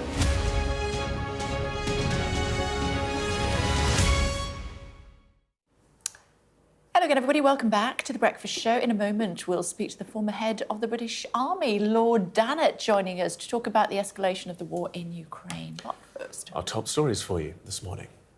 The US is temporarily closing its embassy in Kyiv after receiving what it says is specific information on a potential significant air attack. Science Minister Peter Kyle told this programme that Russian airstrikes on Kyiv are a shocking escalation from Vladimir Putin. Elon Musk's SpaceX has successfully launched another unmanned Starship test flight. The rocket is designed to land astronauts on the moon, to ferry crews to Mars as well. Watching liftoff live in Texas alongside Musk was President-elect Donald Trump. Inflation has risen sharper than predicted to 2.3% in October. That's up from 1.7% in September. Economists say the hike is due to rising energy prices. Yellow warnings for snow and ice will remain in place across many parts of the UK this morning until 10 a.m. The Met Office predicts difficult travel conditions for northern and western Scotland, southern and eastern England, and most parts of Northern Ireland and Wales. The US Embassy in Kyiv has closed and told its employees to shelter in place after they received specific information concerning a significant attack today. Let's get the thoughts of General Lord Richard Dannett, the former Chief of the General Staff. Hello, my Lord. Thank you for joining us on the programme this morning. What is the latest situation in Ukraine? What's your understanding? Well, the push that the Russians have been maintaining for some weeks, months now, has continued. Not to wide-scale breakthroughs on the front line, but their relentless manpower-heavy attacks are continuing to gain small bits of territory all along the front line. But added to that, and what is of course greater concern with the onset of winter, is the concerted attack on the Ukrainian power network. And as you're quite rightly reporting this morning, some heavy bombing concentrations in cities like Kyiv. So Vladimir Putin, probably ahead of Donald Trump taking over in early January, is maintaining the pressure on Ukraine, and we're seeing this in a pretty relentless fashion. Is Ukraine losing this war? No, it's not losing the war, but it's certainly not winning it either. And of course, concepts of winning and losing, I'm afraid, don't really apply here. I think if we go back to autumn 2022, when the Ukrainians mounted a very successful offensive in the northeast of the country, there was a moment when they could possibly have caused such disruption to the Russians that the Russian army may well have turned and fled. But that's not going to happen now. The counteroffensive as such in 2023 never materialized. This year has been a year pretty much characterized by stalemate and slow Russian advances. So whether you like it or not, despite the increased support that Ukraine is now getting, particularly from the Americans in the dying days of the Biden administration, I think President Zelensky is going to have to accept that sooner or later, and probably now sooner, some form of negotiation is going to have to begin to end the fighting and the destruction of the land of Ukraine and the decimation of its people. What about the Storm Shadow missiles? We haven't yet given permission for those to be fired into Russian territory. Well, this is an important thing that I hope that our government decides to follow Joe Biden's suit as quickly as possible and allows the Ukrainians to use weapons like Storm Shadow. I've said it before, these weapons are necessary to conduct the deep battle, to take the strike into Russian territory, to attack some of their air bases if they're still within reach, or their logistic supplies, or their means by which they can prosecute the close battle in Ukraine itself. In NATO sort of parlance, winning the deep, close and rear battles are really, really important. And so far, because we have not allowed hitherto the Ukrainians to use their weapons to the maximum range, we have condemned them to effectively fight with one arm tied behind their back. And that's not right. And I'm delighted that at long last, Joe Biden appears to have changed his position. And I hope that Keir Starmer does the same and does it quickly. And how worried should we be about the sabre rattling from President Putin about nuclear capability and lowering the threshold for using it? Well, he's always going to rattle that particular sabre, but you have to come back to the analysis which we've discussed in the past. How and where would he sensibly and realistically use a nuclear weapon? But in the wider context, I think President Xi is the major partner in the Russia-China relationship, and Xi, I think, has said very clearly to Putin, don't you even think of going nuclear. But practically, if the Russians were to think about using a tactical nuclear weapon, where would they use it? Well, they might use it in the circumstances of a Ukrainian breakthrough, although that's pretty unlikely now. But if the Ukrainians were to break through the Russian lines, then those are the sort of circumstances when they might think about using a tactical nuclear weapon. But then where would they be using it? Answer, in eastern Ukraine, in one of the 4 provinces that they've declared to be forever Russia. So why would they want to irradiate for decades to come several square kilometres of forever Russian territory? It frankly doesn't stack up. What's your view on President Trump and what influence he will have on the situation in Ukraine? Well, you have to take Trump at his many words. He's said that he wants to be a president that stops wars rather than starts them. He talks about ending this war in 24 hours. Well, he can't do that. But what all that does aggregate to mean is that he's going to do whatever he can to try and stop the war. Whether he's got any worthwhile relationship with Putin remains to be seen. But frankly, if he makes it clear to Zelensky that the Americans are going to scale down dramatically the amount of support that the US has been giving to Ukraine for the last 2.5 years, and the Europeans are not able to make up the difference, then frankly, Zelensky is probably going to be forced to the negotiating table against his own will and have to come up with some form of compromise, which will mean that part of eastern Ukraine will probably wind up permanently in Russian hands, which, of course, the prospects for that for the rest of Western security are pretty appalling. The aggressor will have been rewarded and he will have gained something. OK, we must leave it there, my lord. Thank you for taking the time. Thank you. Thanks, Kay. 3 horses died at the weekend during the final day of Cheltenham's November meeting. Let's talk about it, should we? Margarita Shashkova is from PETA and Brant Dunshee is from the British Horse Racing Association. Thank you both for joining us. Acceptable? Well, it's absolutely unacceptable, and horse racing is a deadly and shameful industry. We are essentially forcing horses to race to their deaths so the jockeys and the horse owners can get the prize money and the spectators can get a few fleeting moments of excitement by placing a bet. But essentially, it's unacceptable. 27 horses have died at Cheltenham Racehorse since 2020. So in 4 years, we've seen 27 deaths. And it's unacceptable. And all those deaths, they're absolutely tragic. They're absolutely heart-wrenching. We see broken bones, broken limbs, heart attacks. Just this weekend, we saw one horse breaking their neck. We saw a horse collapsing at the race course. We saw a horse collapsing after crossing the finish line. And let's not forget 2 horses who lost their lives earlier this year at the Cheltenham Festival. Essentially, they're not willing athletes. Like when human athletes compete, they choose to take part in certain sport events, while horses are not willing participants. Essentially, what we are doing, we are racing horses to their deaths just for our entertainment. It's absolutely unacceptable. Brent. Thanks, Kay. Look, I just want to pass on my sympathy for the connections and the individuals involved with those horses on Sunday. It was terrible, and everyone's affected by that are involved with those horses. What I will say to you is horses are not racing to their deaths, and I respect the position of Margarita. However, 99.7% of horses that race come home safely.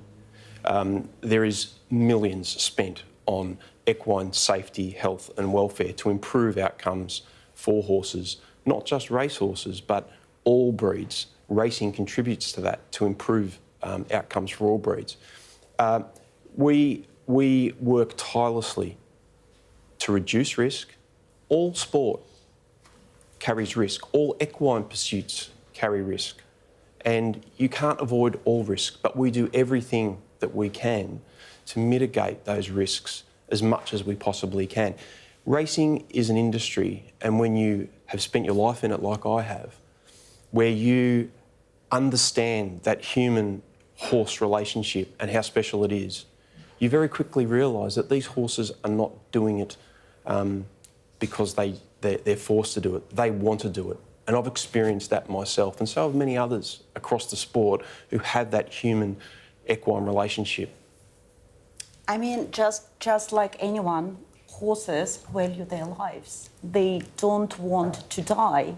And quite often, horse owners or jockeys, they mistake their love of horses to their love of money and glory. It's a common knowledge that those races are deadly.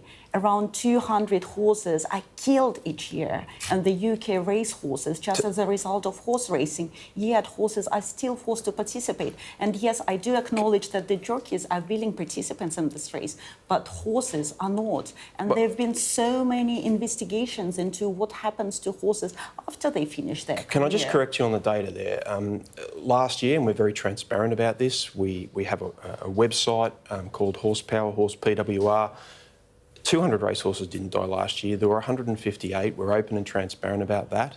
But as a proportion of the total number of horses or races that were run last year, circa 90,000 horses run every year. And it's unacceptable that any horse or any athlete in any sporting context should suffer a fatality.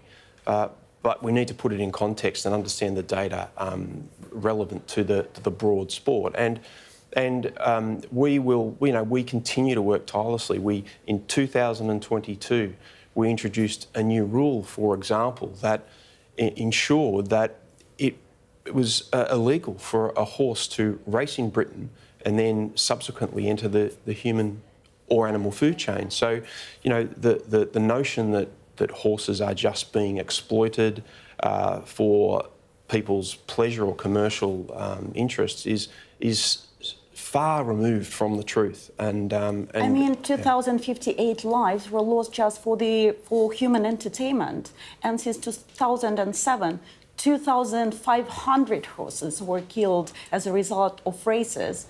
And all those new regulations, they are mere talking gestures just to show that the industry cares, yet horses are still being used there. Yeah. And the way horses are bred, let's just consider what's happening during a horse racing event. You know, horses, they weight more, like they weight half a ton, and yet they're bred to have their ankles as thin as a human ankles. So they're forced to race at a speed of 30 miles per hour, also carrying a human on their back. You know, their bleeding lungs are struggling to get enough air, and yet they're still forced to carry on. And those who cross the finish line, often they sustain injuries. If they finish at all, humans would enjoy the glory. OK, Margaret. I'd just love to respond to some of those points. You know, horses are not forced to carry on. You see every day of the week, and you would have seen this at Cheltenham on the weekend, you know, jockeys take responsible decisions. Once their horses have started to tire, they retire them from the event, and it happens every single day of the week. We are not doing this to exploit the animals. We are involved in the sport because we love them. I love horses. I've spent my whole life around horses. And race horses they've been bred 300 years. Thoroughbred horses have been bred.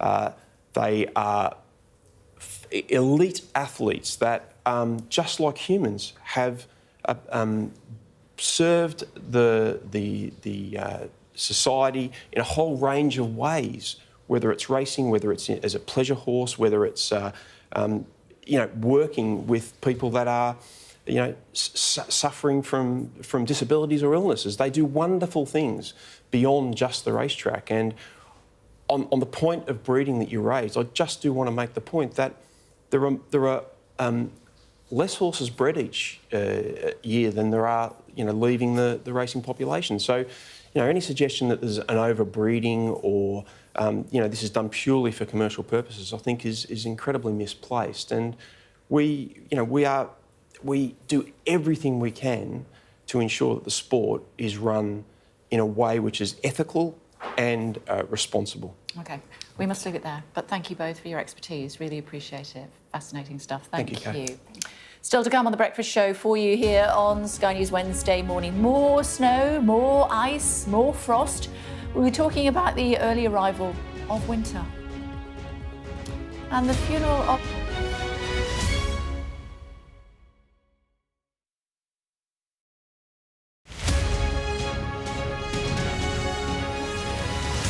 I'm Adam Parsons, Sky's Europe correspondent based here in Brussels. I've witnessed migration across Europe close up. I'm James Matthews and I'm Sky's US correspondent based here in Washington, D.C. Mr. Musk, has your ignorance and ego cost Ukrainian lives? Free, wherever you get your news. I'm Ivor Bennett, Sky's Moscow correspondent. Why do you support Vladimir Putin, Mr. Seagal? I'm Connor Gillis, Sky's Scotland correspondent. Sky News, the full story first. Welcome to the world. Our new podcast, starting now. It's very exciting. Every week, we'll be reporting from the world's trouble spots. We get to hold those in positions of power accountable, and we get to ask the questions that the audience, the listeners, want to know about. And that's why it is so important that people tune in, come along for the road, come along for the journey. It'll be fun.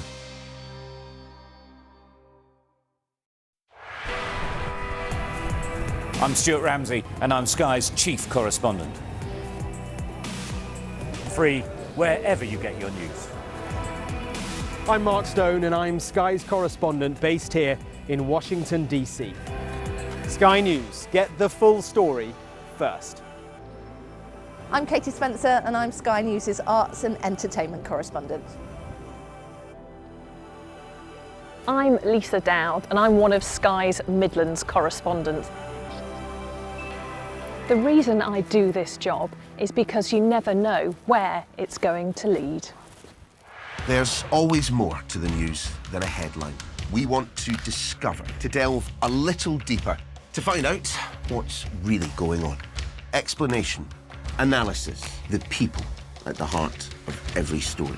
I'm Neil Patterson, and this is the Sky News Daily Podcast. So, by the end, we'll hopefully all understand what's going on in the world just that little better. Available wherever you get your podcasts.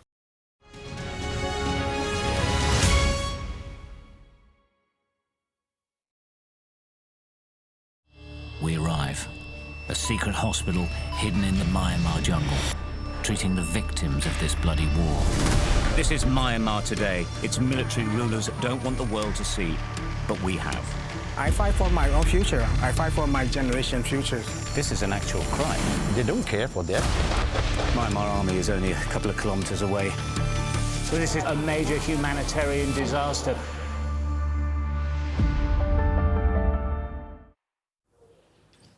Hello again, everybody. Welcome back to The Breakfast Show here on Sky News Wednesday morning.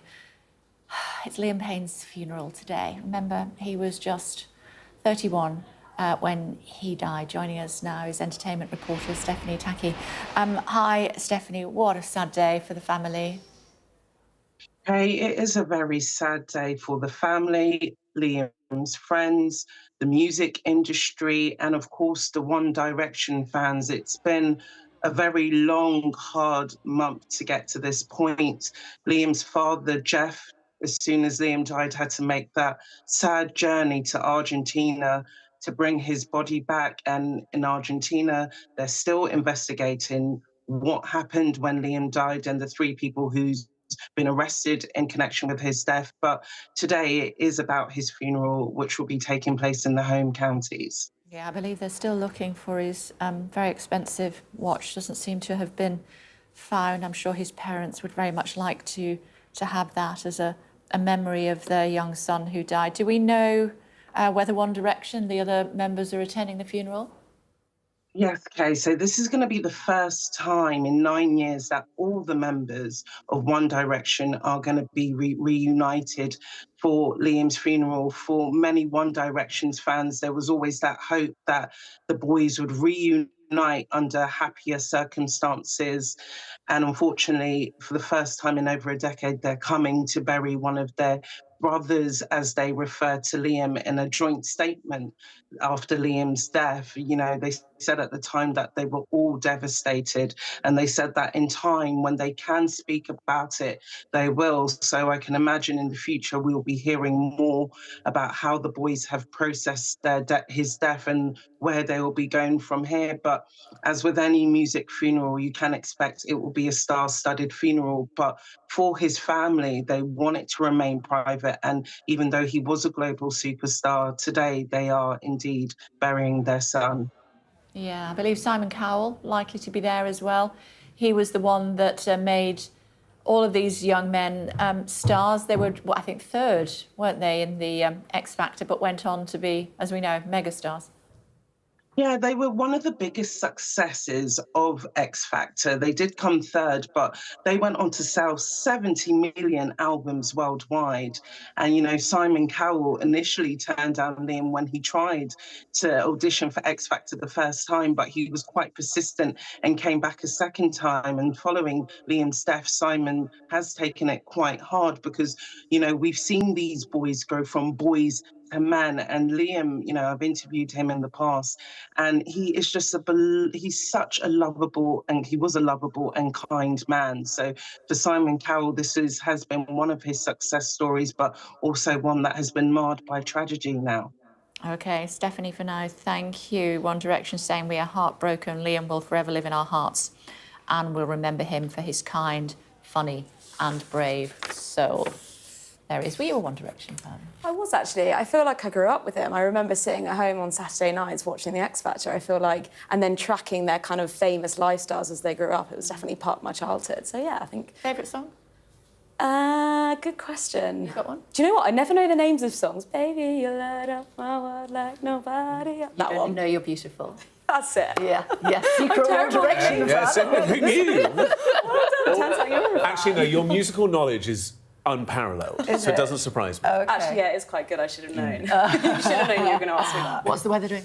It's very cold. It's proper winter already, isn't it? I had my first outing of the hot water bottle last night. It's very, very chilly, but of course, serious kind of effects of that cold weather. Much earlier in the season, it's come much earlier this year than it normally would, those freezing temperatures. Now, we've seen over the last couple of days that beautiful, pretty pictures you're seeing now on a flight from Leeds to Belfast, but forecasters are warning this morning that throughout the course of the next couple of hours, the next few hours or so, between 10 and 12, we're going to continue to see these snow and ice warnings, these yellow weather warnings across much of the country, really, much of southern England, the Midlands, most of Wales, and northern England, northern Scotland. The Highlands, 20 centimetres of snow, 8 inches. That's a lot of snow, and we're going to see that throughout the course of the week, potentially, as well. In terms of what these yellow weather warnings actually mean, well, it's urging caution, really, when you go out. So they expect untreated pavements, potential power cuts in more rural areas, and travel delays. So rush hour is probably going to see the effects in the next couple of hours, whether we're seeing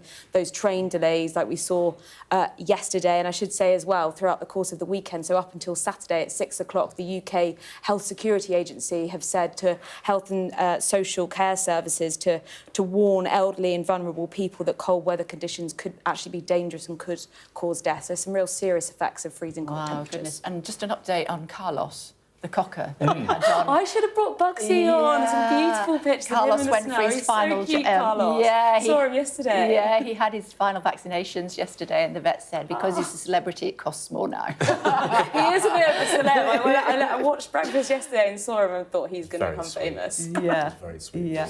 And also, when you say yellow and snow, the schoolgirl in me makes me snigger. Oh, Becky. Okay, it's too early for that. Not looking at No, don't let it look. We're back in just a moment with all today's top stories.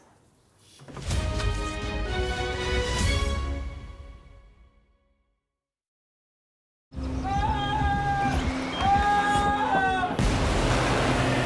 most significant day of this conflict. They keep telling us that they want aid. And this is what's left of it. Tanks, heavy vehicle. Why only in America? People want their country to work. They want a job in a normal life. Why are these homes empty? I want you to be honest with people. That has happened within minutes. Sky News, the full story first. Free wherever you get your news.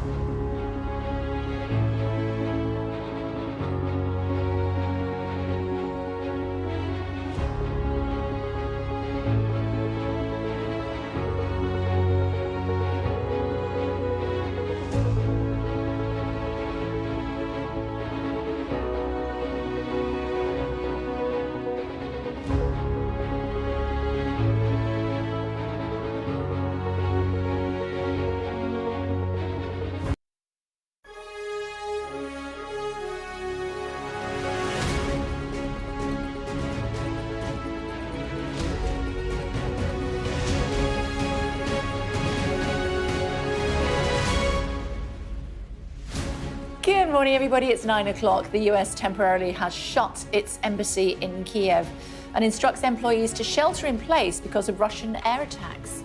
Plus, more disappointing news for the Chancellor today. Inflation comes in slightly higher than expected this morning. And Ted Lasso star Nick Mohammed will be on the show to discuss his new Christmas challenge. Love Ted Lasso. It's Wednesday, the 20th of November. Ukraine's capital Kyiv under threat again this morning from Russian airstrikes, prompting a call for Britain to allow weapons use. Your message to Keir Starmer this morning? Please allow us to use wide-range weapons into the Russia's territory.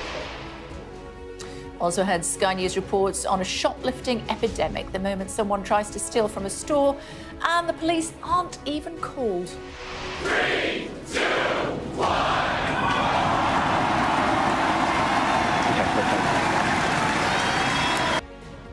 A step closer to Mars and a demonstration of closeness between the president-elect and the world's richest man. Hello, everybody. Why is it so quiet? What's happening? It's quieter than Sleepy Joe. Hello, Joe. How are you? Great to see you. We're going to debate, right? That's what this From Donald Trump to Nicolas Cage, we speak to the impressionists sending up the stars in the halls of power. Matt Friend.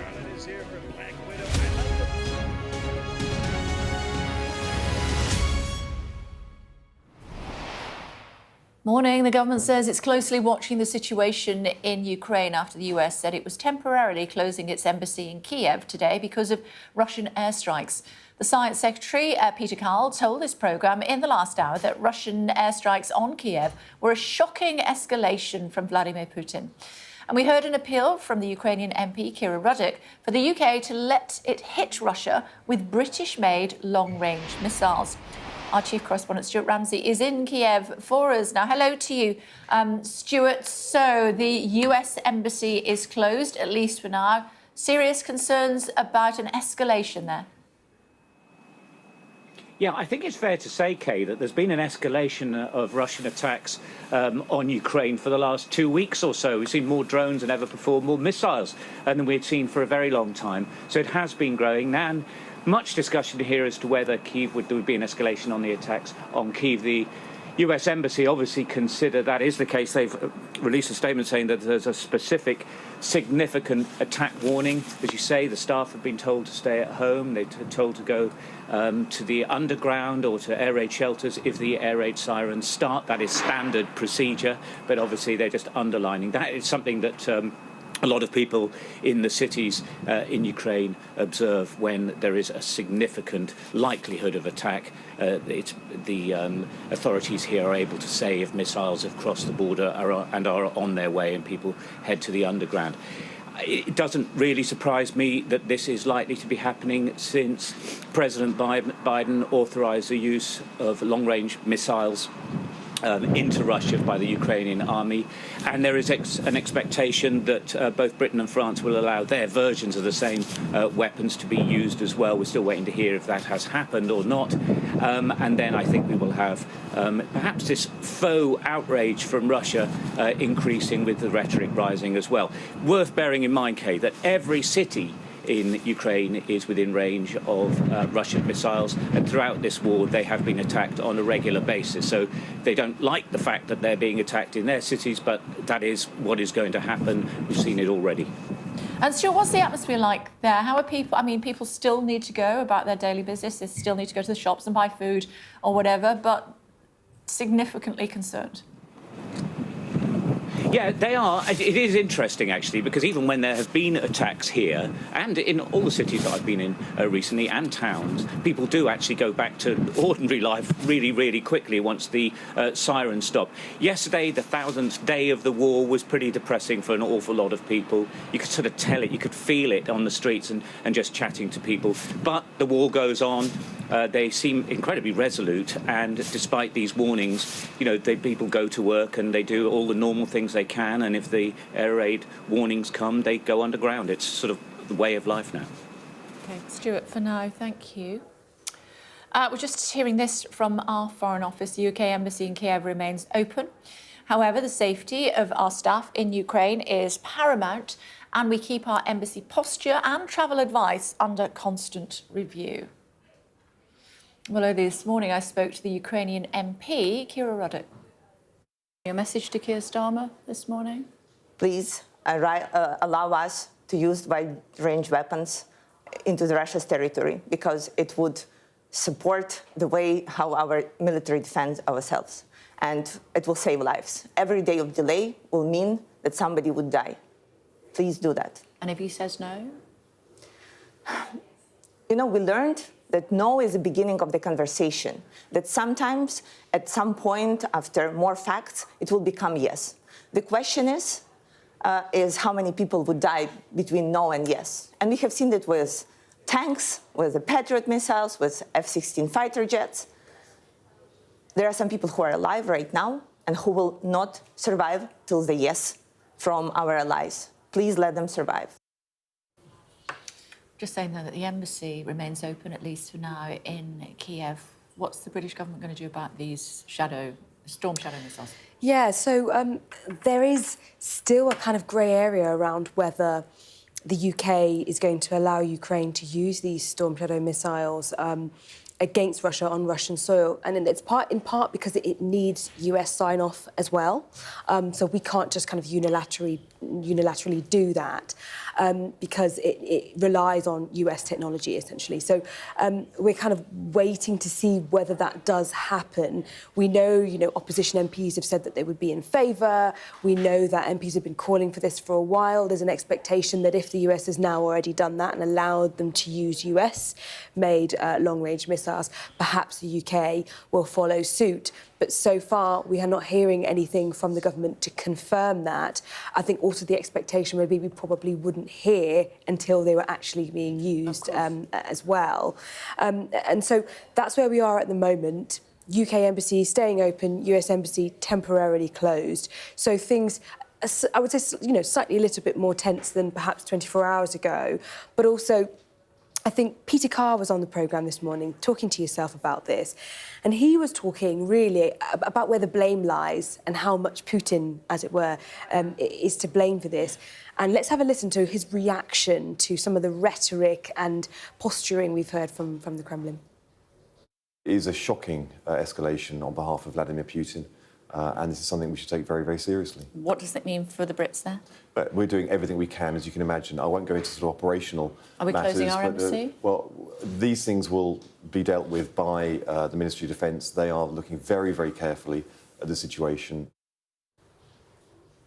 So Peter Carr there trying to reassure people, but also really trying to say, actually, some of these developments are really quite shocking, and the Russian government needs to, think carefully about the kind of rhetoric we heard the PM yesterday in Brazil, directly criticising Putin for what he called irresponsible rhetoric around the talk of nuclear weapons and the lowering of that threshold in order to be able to use them.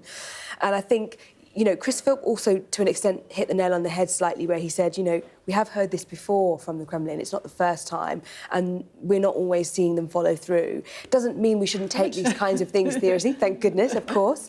But nonetheless, he did point out that actually we need to always measure, and which is what the British government will be doing at the moment, how much is bluster and bark and how much is reality, and whether there's a serious threat. But for now, it's interesting that we're not following suit on the US when it comes to missiles or when it comes to our embassy in Kyiv for now. OK, for now. Thank you very much indeed. Let's talk about the situation at home, and there's been a sharper than expected rise in inflation. It was 2.3% in October, higher than the 2.2% that had been forecast. Much of the increase came from the 9.5% rise in the energy price cap. Gurpreet will break that down for us. Morning. Good morning, Kay. Yeah, so as you said, inflation rose slightly above expectations to 2.3%. Crucially, though, it's above the Bank of England's 2% target, driven largely by an increase in energy prices. We know the Ofgem's price cap has increased because of the whole increase in the wholesale price of energy, as well as a rebound in airfares as well. I think the question to all of this is how worried should we be about the latest spike in inflation? And it's important to put it in a bit of perspective. This is nothing like the double-digit figures of inflation we got used to seeing back in 2022 when inflation peaked at 11.1%. It has been coming down. The Bank of England has been raising interest rates. And now the forecasts are that inflation will stay in and around 2% over the next few years or so.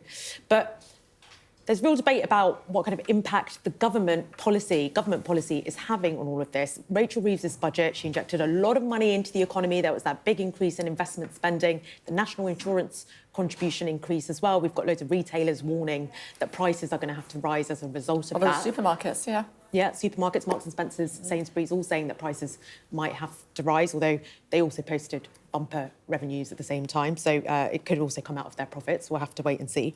All of that has raised the inflationary forecasts, but it's nothing like, as I said, the kind of figures we were seeing towards the end of 2022. But the Bank of England Monetary Policy Committee won't want to be complacent on this. Inflation has moved against policymakers in the past very quickly, all of a sudden. So they're going to want to be careful about cutting interest rates. It's unlikely we're going to get an interest rate cut next month. Market expectations have sharply come down after this inflation increase. So unlikely to get one next month. And the Bank of England will be looking very closely at some underlying indicators, not just the headline rate of inflation, but also something called services inflation, which is inflation in the services economy. It's the major employer in the country. That increased to 5%. And wage growth as well, something else the bank looks very closely at.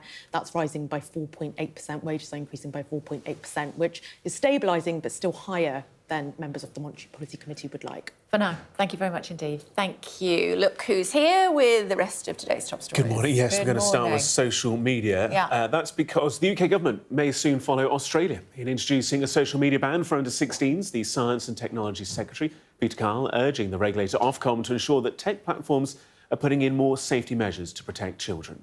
There was a note of caution from the Shadow Home Secretary. Here's what they both had to say.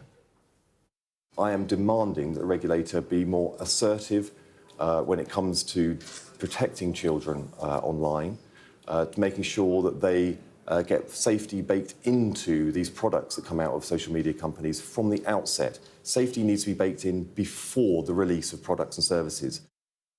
I think there is some merit to that because these social media platforms are deliberately designed to be extremely addictive. It's not an accident, it's by design. And I'm concerned that young teenagers are getting addicted to these things. It's very, I think it's quite damaging to those young people and to their lives.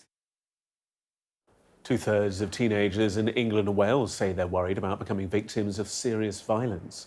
A survey commissioned by the Youth Endowment Fund found 1 in 5 teens reported being victims of violence in the past year, with more than half of these incidents resulting in physical injury. The charity says earlier intervention is needed to reduce future violence.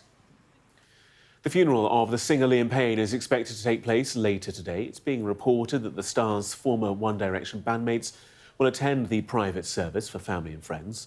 The 31-year-old died last month after falling from the third-floor balcony of a hotel in Buenos Aires. A human rights campaigner who's been appointed by Harrods as an advocate for survivors of alleged abuse by Mohammed El Fayed has told Sky News there may be more victims. The department store says more than 290 individuals are engaged in its claims process against the former owner. But speaking to Sky's Sarah Jane Mee, Dame Jasvinder Sangira said more women may come forward. Currently, in the Harrods process, there are 290 women. However, what I will say is, view that with caution, because there will be, in my experience, many women out there who have yet to report. You know, there'll be many women who are sitting on their reporting for a number of reasons. We know it takes a lot of courage to disclose. Well, you can see the full interview with Dame Jasvinder Sangira on the UK Tonight with Sarah Jane at 8. I thought you were going to say Dame Sarah Jane Mee then. I'm sure she'll be happy with it, and I think aptly deserved as well. Couldn't agree with you more. Couldn't agree with you more. Elon Musk's SpaceX has successfully launched its 6th Starship rocket into space, designed to land astronauts on the moon and then ferry crews onto Mars. Watching on was the US President-elect Donald Trump in another demonstration of the world's most powerful bromance. But not everything went according to plan, as our US correspondent Martha Kellner reports from Texas. They've barely spent a day apart since Donald Trump won the election. Now, these billionaire besties on Elon Musk's territory.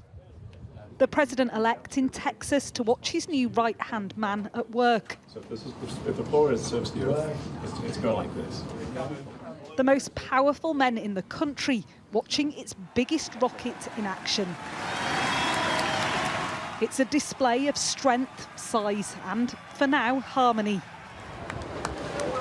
On the beaches of South Padre Island, hundreds gathered for a spectacle, hoping to see the so-called chopsticks manoeuvre. Last month, the rocket booster returning to the launch pad.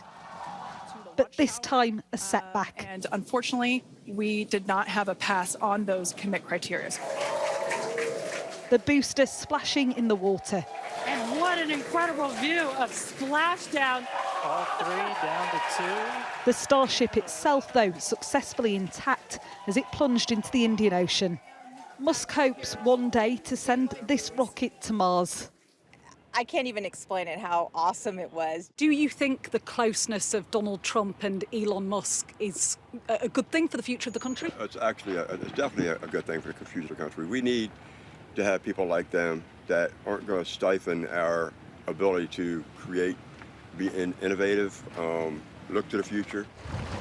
Until now, the number of Starship launches has been limited. The environmental watchdog's concerns about nearby wildlife and water pollution curbing Musk's ambitions. But now he's in government. Could he cut the red tape himself? There may not have been any famous chopstick catch, but this is still a hugely impressive spectacle, and a spectacle which could become more common if this relationship between the president-elect and Elon Musk continues in the same way. It's not just SpaceX. Musk has Tesla and other businesses too. The conflicts of interest here inherent. That's the ship that is now... Trump 2.0 will likely be an administration defined by the desires of billionaires. This, just the start. Martha Kellner, Sky News, South Padre Island, Texas. Thomas is here. Another one before Christmas? No, first few months of 25, we're told. OK. It's very exciting there, isn't it? Yeah, it is, isn't it? 6th test flight of the rocket that could change everything, because this is so big that not only is it going to be able to lift huge payloads into Earth orbit, so that's perhaps even solar power stations, but also it's going to be critical in getting people down onto the moon's surface, and perhaps, if Elon Musk has his way, take people to Mars in 2028. It's amazing, isn't it? I was reading and listening about the space race the other day, back in the 1950s. They couldn't lift a payload that was twice my weight, and now look at it, 40 stories high, or whatever you said. Absolutely. This is quite extraordinary how powerful this rocket is, the most powerful ever, and it is quite critical because it can be reused, and that's what they're trying to do here. It separates once after about a couple of minutes, and then the bottom half, the super heavy booster, comes back to the launch pad and is caught by chopsticks, these pincers on the tower, and we saw that last time. This time it didn't quite work out to plan and it had to ditch in the Gulf of Mexico. The top half currently comes down in the Indian Ocean, but it was perfect, just exactly as they would hope. But eventually they hope to bring that back to the launch pad too, and that's when you really get the economies, because you can just reuse everything and turn it around really quickly for the next launch. And this is private enterprise. Yeah, and that's the way that the US space industry has really gone, that NASA has been encouraging commercial partners to work with them. And, of course, SpaceX and Blue Dragon take crew to the International Space Station on a regular basis now. But SpaceX, there's about 400 launches now that it's done of all its rockets in the last 14 years, and it's bringing down the cost of space so quickly. It's now just a couple of $1,000s for every kilogram into near-Earth orbit. But this big rocket, the Starship, could bring that down still further, just a few $100s. It's quite extraordinary. A few $100 per kilo. I'm trying to make a list of people that I could... It's good to see you, thank you.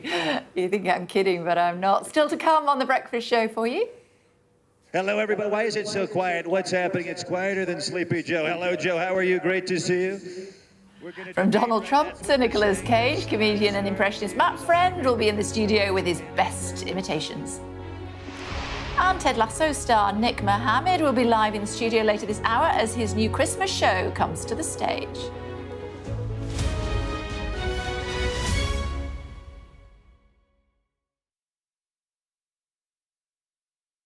Migrants risk their lives climbing aboard these trains in search of a dream, the United States. is really dangerous. They often get robbed on this train. They suffer a lot by police, cartels. What happens to them next, we just don't know. Do you miss your mum? Yeah. With Trump coming to the presidency, how much longer will people be accommodated? The journey you've been through, it's been very difficult at times. Has it been worth it? See. This is a journey which goes by one name, the Beast.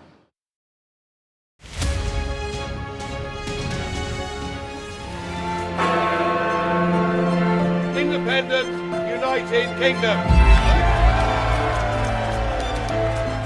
These last few years have seen some huge stories. And these stories have been driven by politics, by politicians, the people in power. You must stay at home.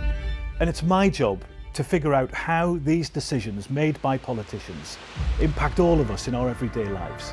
This is the worst thing I've ever been through in my life. People turn up here with their child stuff in a black sack and just say, I don't want to. And that is what it is. It's first-class poverty. Is this an example of the welfare state failing? We take you to the heart of the stories that shape our world. These are stories that affect us all. Millions of children are now having to catch up. Some stories have changed all of our lives. Because like the residents, the staff are being infected. Politicians, they make decisions all of the time, and it's our job to hold them to account. I wonder if you will take this opportunity to apologise to those families. But in the end, the real power doesn't actually lie with the politicians. The real power lies with the people. I'm Nick Martin. I'm the People and Politics correspondent at Sky News. Our app gives you the very best of Sky News wherever you are. Breaking news, videos and analysis. Evidence of the crisis. Podcasts, watching us live. I'm live in Jerusalem. Wherever you get your podcast. All in one place and all at just the touch of a screen. The Sky News app. Get the full story first.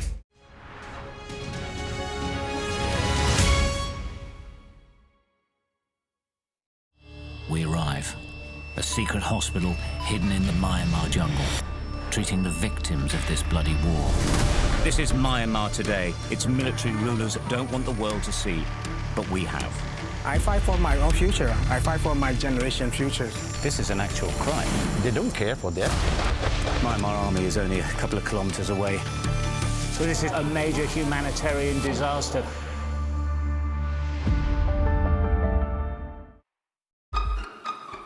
We've got your Sunday mornings covered. From the front page and the sounds of the streets to the voices of the people who make the major calls and big picture politics beyond Westminster. We'll put you at the heart of our story. A new start to Sunday. I'm ready. Are you? Join me, Trevor Phillips, Sunday mornings on Sky News.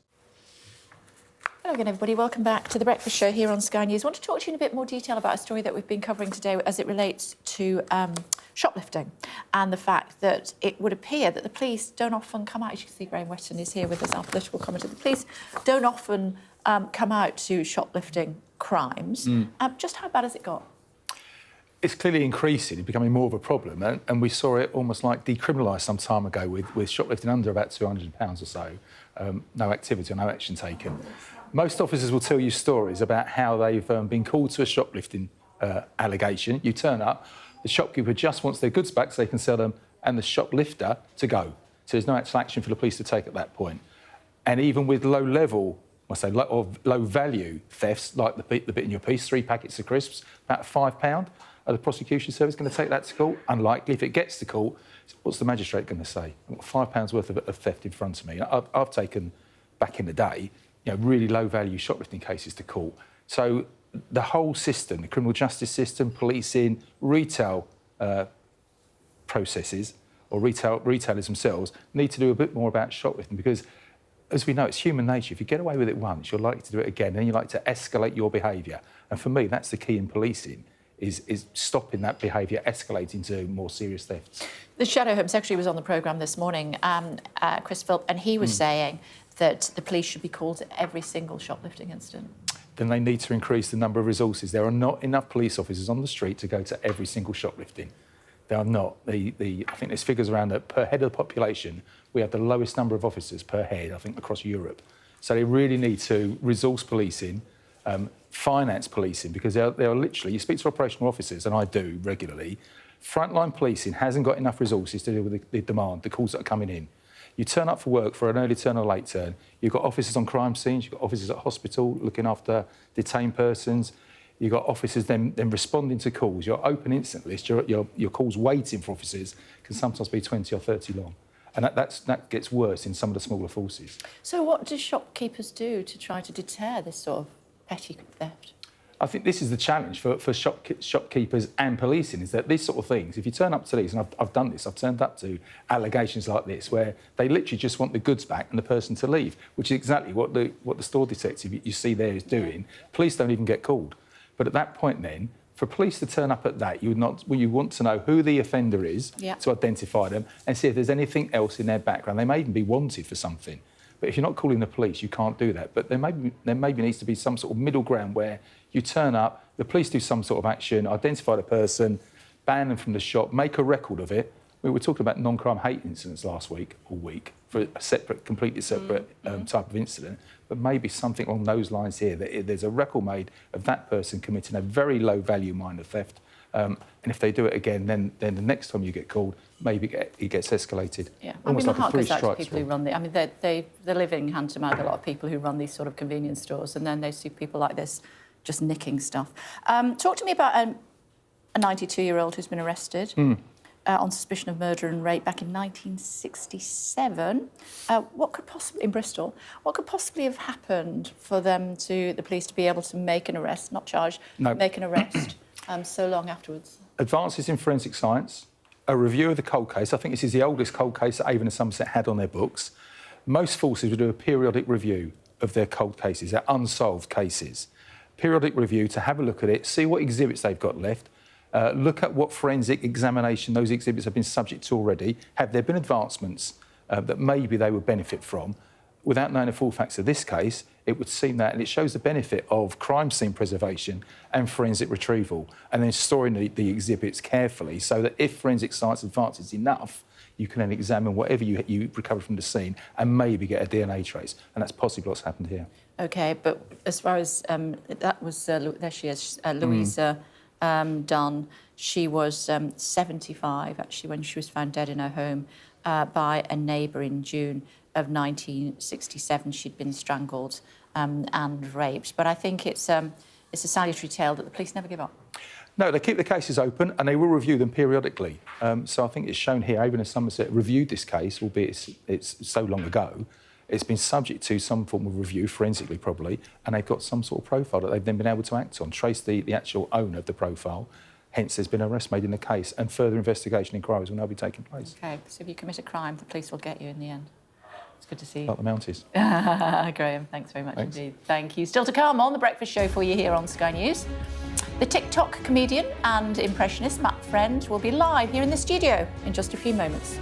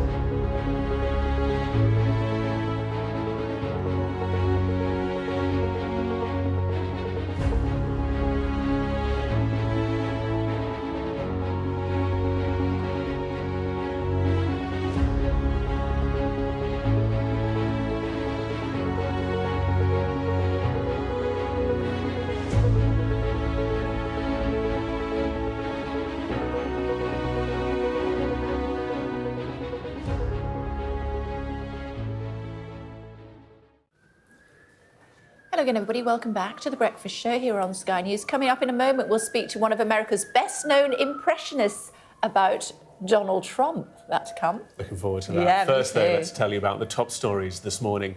The United States is temporarily closing its embassy in Kyiv after receiving what it says is suspicious information on a potential significant air attack. Science Minister Peter Kyle told this programme that Russian airstrikes on Kyiv are a shocking escalation from Vladimir Putin. Ukraine's Air Force says it shot down 56 Russian drones and 2 missiles overnight. Elon Musk's SpaceX has successfully launched another unmanned Starship test flight. The rocket is designed to land astronauts on the moon and ferry crews to Mars. Watching liftoff live in Texas alongside Musk was the president-elect Donald Trump. Inflation has risen sharper than predicted to 2.3% in October. That's up from 1.7% in September. Economists say the hike is due to rising energy prices. And yellow warnings for snow and ice will remain in place across many parts of the UK this morning until 10 a.m. The Met Office predicts difficult travel conditions for northern and western Scotland, southern and eastern England, and most parts of Northern Ireland and Wales. The government says it's watching the situation in Ukraine very closely after the US said it was temporarily closing its embassy in Kyiv today because of Russian airstrikes. Speaking to me last hour, the former head of the British Army, Lord Dannatt, said it was time to allow Kyiv to use British-made missiles to strike into Russia. In NATO sort of parlance, winning the deep, close and rear battles are really, really important. And so far, because we have not allowed hitherto the Ukrainians to use their weapons to the maximum range, we have condemned them to effectively fight with one arm tied behind their back. And that's not right. And I'm delighted that at long last, Joe Biden appears to have changed his position. And I hope that Keir Starmer does the same and does it quickly. Well, I also talked to the Ukrainian MP, Kira Rudik, about the daily challenges faced by many Ukrainians. We're hearing that President Putin has signed a decree to lower the threshold for the use of nuclear weapons. How concerned are you about that? Well, I have a backpack for the nuclear attack at my home, as many Ukrainians do. We have been afraid of the nuclear escalation since the day one, and Putin has scared us with that since the day one. We are more afraid that we will not receive the weapons in time than the threat that Putin is putting. He is delivering this message not to us, he is delivering to the West, and we hope that though everything should be taken seriously, it will not stop our allies from delivering what is so necessary for us to defend ourselves. What's in the backpack? There are many cans of, many items of the canned food, water, and the gloves and the socks that you have to change often, the mask, and some stuff for the family. Okay. When I interviewed your president, he said that he had no interest in negotiating with President Putin. He's going to have to, isn't he? The main question for him and for all of us remains the following: who or what will make sure that Putin will keep his part of the bargain? You know, yesterday there were 1,000 days of the full-scale invasion, and for us, it was scary that we learned so many lessons that we are unable to share with the world. We know that you cannot negotiate with Putin because we already done it in 2014, and we know where it led us. He only recouped, he gathered his forces and attacked us again. So right now, it's not a matter of negotiations or talks. It's a matter of how do you make sure that Russia will execute on whatever is there on the table. And before you know this, because before there is a certain way of pushing Russia to keeping their part of the bargain, it will be just talks and Russia will continue attacking us. You will remember this clip that we're going to show. It was 18 months ago when I came. And we were filming in the square. We were just about to go live on air and this happened. Saw the room yesterday, actually. Yes, usually to where was it? Not far away. Do we need to go? This was in Freedom Square, which was in the middle of Kiev. But that's something that you deal with every day. Every single day, Kay. And at night, it's even more scary because you're staying in the parking lot or somewhere in a bomb shelter, and you're hearing it, and you're thinking, "Oh God, how close it is!" And if anybody's injured, it is. It's our new reality right now. How much longer can you deal with this? 1,000 days ago, I wouldn't promise you that we can deal with it for 1,000 days. Right now, I can tell you we still have it in ourselves. Like, what's our alternative, right? So we will keep fighting. We still have each other. We are not alone in this world, and we know that we are fighting for the right thing. Your message to Keir Starmer this morning? Please allow us to use wide-range weapons into Russia's territory, because it would support the way how our military defends ourselves. And it will save lives. Every day of delay will mean that somebody would die. Please do that. And if he says no? You know, we learned that no is the beginning of the conversation, that sometimes, at some point, after more facts, it will become yes. The question is how many people would die between no and yes. And we have seen that with tanks, with the Patriot missiles, with F-16 fighter jets. There are some people who are alive right now and who will not survive till the yes from our allies. Please let them survive. To bring you some breaking news just reaching us here at Sky Centre. We touched on it when we were speaking to our police commentator Graham Wetton a few moments ago. It relates to the death of this lady. She was Louisa Dunn. She was 75 when she was found dead at her home in Easton in the Bristol area by a neighbour in June of 1967. She had been strangled and raped. We're being told that a 92-year-old man, Ryland Headley, has now been charged with her murder. That, according to Avon and Somerset Police. Graham's back with us. Now, this was a cold case. Yeah, cold case review done by Avon and Somerset Police, one of their oldest cases they had on their books. Clearly there's been some sort of like forensic review of the case. That's identified a suspect. Arrest has been made. They've clearly got virtually like enough evidence already to prefer a charge. It now goes to the Crown Prosecution Service for a decision. OK, so it's such a long time ago, 1967, when the crime was committed. How challenging is it for a police service to look at those cold cases decades later? That can be really challenging. You've got to make sure you store all the exhibits correctly. So you've got the validity of the exhibit. It's still proper and right to use it and review it and examine it. There's clearly been some sort of evidence found on the exhibits they had. They've made the arrest. They feel they've got sufficient to charge. That would have been a decision made in conjunction with the CPS anyway, so they would have reviewed the evidence that they had. Then the charge gets made. But to hold that stuff for that long is challenging. To keep reviewing it periodically and then come to a stage where they've got now, this far down the line, so many years ago. Talk to me about storing evidence. That must be intricate and expensive. It can be. It depends how many cases you have. It depends how many exhibits you've got, because you never know which exhibit is going to hold that one vital piece of evidence. So that can be expensive. You've got storage facilities. You have to then make sure that you secure them properly. So every time you open them and examine them, they are then securely sealed again, correctly sealed, so you ensure the integrity of the exhibit. Because there would have been no DNA evidence in the 60s. No, I think, excuse me, someone gave me the example of when Stephen Lawrence was murdered in '93. Yeah. You would need a sample about the size of a 5p piece, or maybe slightly bigger, to get a usable DNA profile from it. Years later, when they reviewed that case, they found some DNA evidence that led to the conviction of two of the suspects for the murder. It was then the exhibits they found, the samples they found were not visible to human eye. So that's how far forensic science advances. You needed a 5p piece back in '93, come forward to about 2010, 2012, and it wasn't visible to the human eye. So that shows, and by looking at the exhibits, so the investigating officers, when they're getting the exhibits out, you can't see where that one piece of evidence, that vital piece of possibly DNA evidence is going to be. You send it back to the scientists again, they review everything, and on this occasion, it appears they found something that's led to a charge. OK.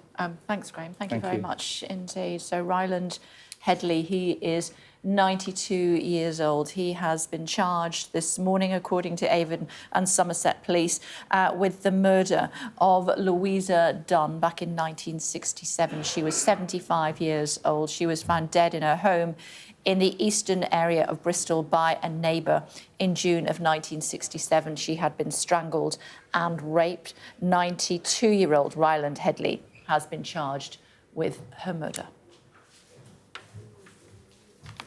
Now, one of the reasons for the growing pessimism among Ukrainians is the shift in power in Washington, with Donald Trump replacing Joe Biden at the White House. The president-elect has been much more sceptical about continuing Western support for Ukraine. In a moment, we'll speak to a man who could be described as a close Trump watcher. That's Matt Friend. Here he is in action. I will tell you, it is really a tremendous opportunity to be at the most failed dinner anybody's ever seen. Great to see you losers. A lot of people say that. Hello, everybody. Why is it so quiet? What's happening? It's quieter than Sleepy Joe. Hello, Joe. How are you? Great to see you. We're going to debate, right? That's what they're saying. There's a lot of stars here. There's a lot of great people. There's Scarlett Johannesburg. Scarlett is here from Black Widow. I love the blacks. I really love the blacks. It's true.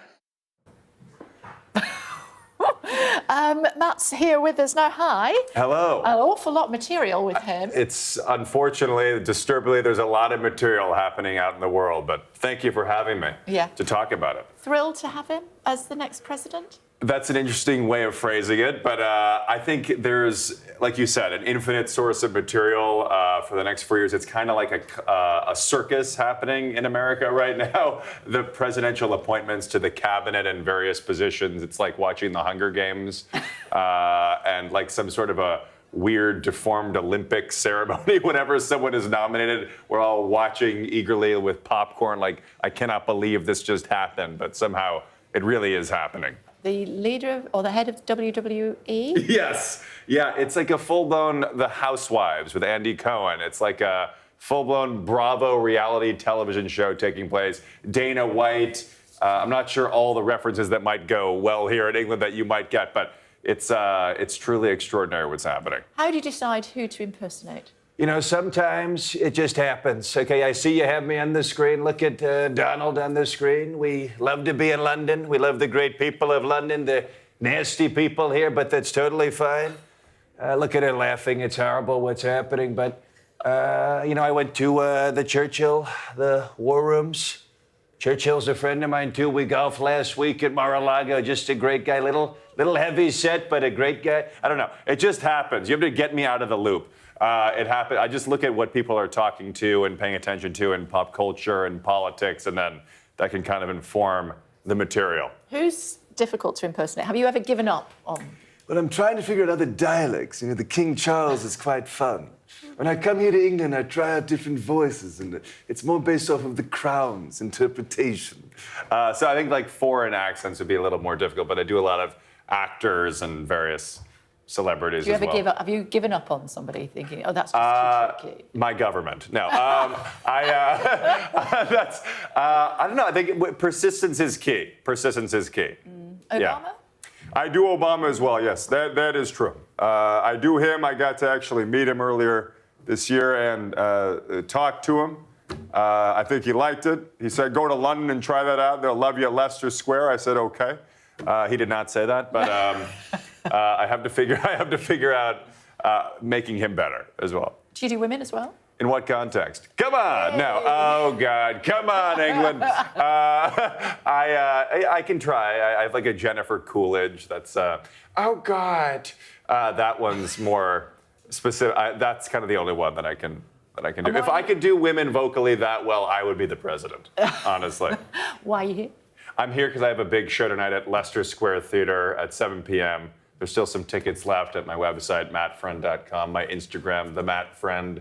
So I hope people come by and see it and bring a little humor to these insane times we're living in. Clearly, it's challenging to find a laugh, but I think it's important I love you say Leicester rather that. than Leicester, as some of your... I said Leicester. I didn't say Leicester. I said Leicester. You did. Yeah, Leicester. How dare you? Who am I? I mean, come on. An American who doesn't know how to pronounce it. Exactly. You don't, but thank you. I did. You did. I did. Thank you. Why did you go... Tell me about the Washington, when you were in the Oval... No, it wasn't the Oval Office. Yeah. The White House. The White House, the Correspondents' Dinner. Thank you. Yes, I got to perform at the Correspondents' Dinner, this massive event that takes place in D.C. where President is roasted by a comedian, and then there's hugely famous press there. You should have been there. I don't know why they didn't have you there. And it was kind of surreal. I got to go up in the middle of the room before Colin Jost from Saturday Night Live did his 20-minute roast of American politicians and events. And it was definitely surreal to look at the President of the United States 30 feet away from me and to kind of mock him a little bit. But that's one of the great traditions of America, and now I have to go to other countries to entertain because I might get arrested in 3 months. So let's see what happens, honestly. He's given you lots of material. There's a lot of material. I mean, what's the show? Tonight? Yeah. It's an hour of stand-up. It's stories of me meeting celebrities and kind of my take on American, but also global political humor, and also stuff on dating in my 20s, regular stand-up. That's me meeting Kamala Harris. Glad that video turned out well for her campaign. Yeah, it's a lot of fun. You're very loud, aren't you? I am. Yeah, well, maybe you're very quiet. How about that? Maybe we should meet halfway. There you go. You like that? I do. 7 o'clock tonight. 7 o'clock tonight. Yeah. Okay, fantastic. Not good for the American stereotype, but I have to have a booming presence right now. Yeah. Do you want to say, would Donald Trump say still to come on The Breakfast Show? Stay tuned. That's totally fine. Yeah, we can. Everybody, come on the Breakfast Show. Stay tuned. It's a big show. We're going to talk about Putin and a number of different happy things. So stay tuned for some more breakfast. Okay. And get a burrito bowl at Trump Tower. Thank you. Fantastic. Thank you very much. Good luck. Thank you. Thank you. Thanks for having me. Thank you. See you in a sec. I don't know where I was looking back there. Thanks so much.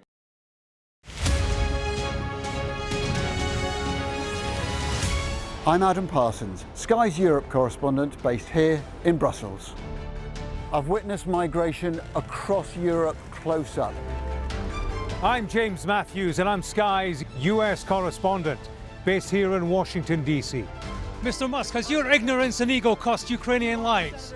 Free, wherever you get your news. I'm Ivor Bennett, Sky's Moscow correspondent. Why do you support Vladimir Putin, Mr. Seagal? I'm Conor Gillis, Sky's Scotland correspondent. Sky News, the full story first. Welcome to the world. Our new podcast, starting now. It's very exciting.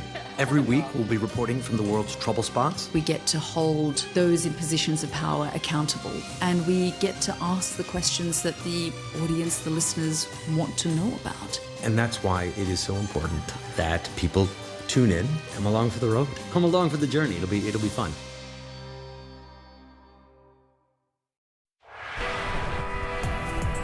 I'm Stuart Ramsey, and I'm Sky's chief correspondent.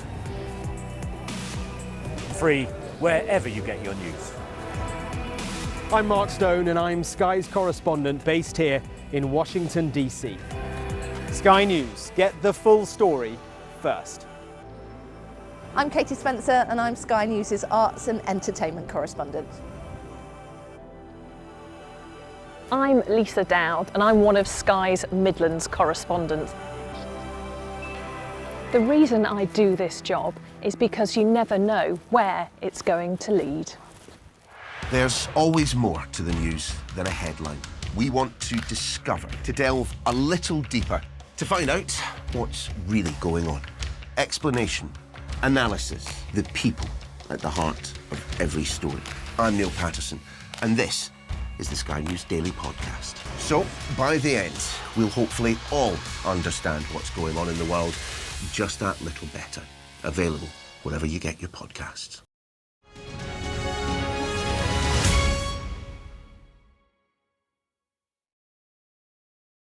The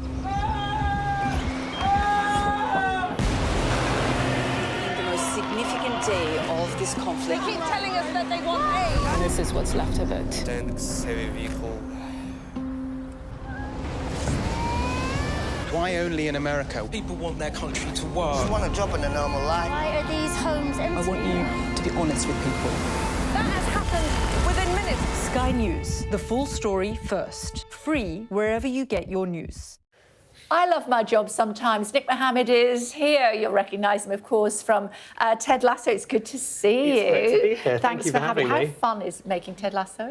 Oh, my goodness, the most fun. I mean, we're all so indebted to that job. Like, it's an absolute blast, and we're all very good friends. Huge fan. Now, you're here to talk about a Christmas-themed show. Yes, a Christmas Carol-ish. which opens Soho Place, well, press night's tomorrow, so we're in preview at the moment, and it runs, from tomorrow till the end of the year. And it's a comedy take on Dickens' festive classic, but it's Mr. Swallow is at the heart of it, who's a character that I've been playing for a number of years. And because it's a Mr. Swallow show, he's not really learnt his lines. He's kind of confused by all the kind of time-travelling aspects of it. And so it's a big sort of festive comedy extravaganza. How do you go about taking something so iconic and reimagining it in 2024? Well, actually, it's really useful because it's such a great story that you can lean on so many of the aspects of that story. And then I think because obviously a lot of your audience already know that story so well, you can subvert it in a way and know that everyone's kind of on board, really. But how much do you have to preserve, and how much can you completely scrap and get rid of? I mean, there's tons that we've got rid of. but you know, the key things that people remember, that Scrooge is a meanie, that he's visited by 3 ghosts, and that it all turns good at the end. So they're the kind of the things that you preserve, really. Nodding. Yeah. Yes, good. I'm happy about that. Tick. Yes. 3 ticks. Yes, good. Thank you. They're the ones. So tell us more about the location. Does it lend itself to a Christmas Carol-ish? Obviously, we're only looking at it in rehearsals at the moment. When you say location, do you mean... The stage. Oh, the stage. Yeah. Oh, yeah, no, it's... I mean, look, we've had Fly Davis is an amazing designer, and so we've completely sort of... Soho Place, I don't know if you've been before, but it's often in the round, Yes, but we've taken out one yeah. side, so we're not in the round because it's very difficult to sort of stage a comedy in the round, so we've taken out one side of it, so it's sort of in the thrust, I guess, or sort of semi-thrust, but it's lovely because it's such a... I mean, it's a new theatre, it's sort of 2 years old or something, but it's brilliant, and especially for comedy, because it feels intimate. I think you can still get, 400 or 500 people in there, but it feels that the audience are really close to you and sort of on top of you, and it means that you can, communicate with them really, really easily. What's it like performing live as opposed to when you do telly and you can, if you don't get it right the first time, you can... I often am in awe of people who are on the stage and they remember all of those lines. Yeah, I don't always remember my... I think... You don't have to with this character. No, well, quite, yeah, it's a very good... Yeah, that's why the character is how it is. I don't know, I think there's something... I mean, of course, when you're doing telly or film, you can get multiple shots at it to a degree, but there's something about the frontline nature of doing it live on stage in front of an audience that you never get that opportunity to communicate that idea so immediately with an audience on telly and film. And so there's such a delay in terms of, I guess, getting the reaction from an audience with telly because it goes through an edit and it'll take a while to come out and so on, and you don't quite know how they might piece it all together. Whereas you go on stage and tell jokes, you immediately know whether they're good or bad. Yeah. Really. Mari was very excited when I told her that you were coming on, and she was saying to me what's the difference between a Christmas-themed performance and a regular performance on stage? Is it different? I think it's really interesting because we've only done 3 previews so far, but because it's not a pantomime by any means. But it is. Oh no, it isn't. Set myself up. You can sense an audience wanting to get involved in the way that they would do in a panto because it's not a children's show by any means, but definitely families are coming, and so it feels like everyone can sort of join in to a degree. And I don't know, there's something about Christmas and going to the theatre and the story is such a So who is it aimed at? Is it aimed at people who are a bit bar humbug and they kind of sympathise with Scrooge and they want to see something a little bit different? I'd love to get some Scrooge fans in who are really mean. Or is it people who are like full-on Christmas, I think if you're... I should say that it's for everyone, but if you're particularly a Christmas fan, then you'll get a lot out of it, because I'm a Christmas fan, and Me so too. there are so many... there's a nativity scene in it, there are so many kind of Christmas sort of... treats in it.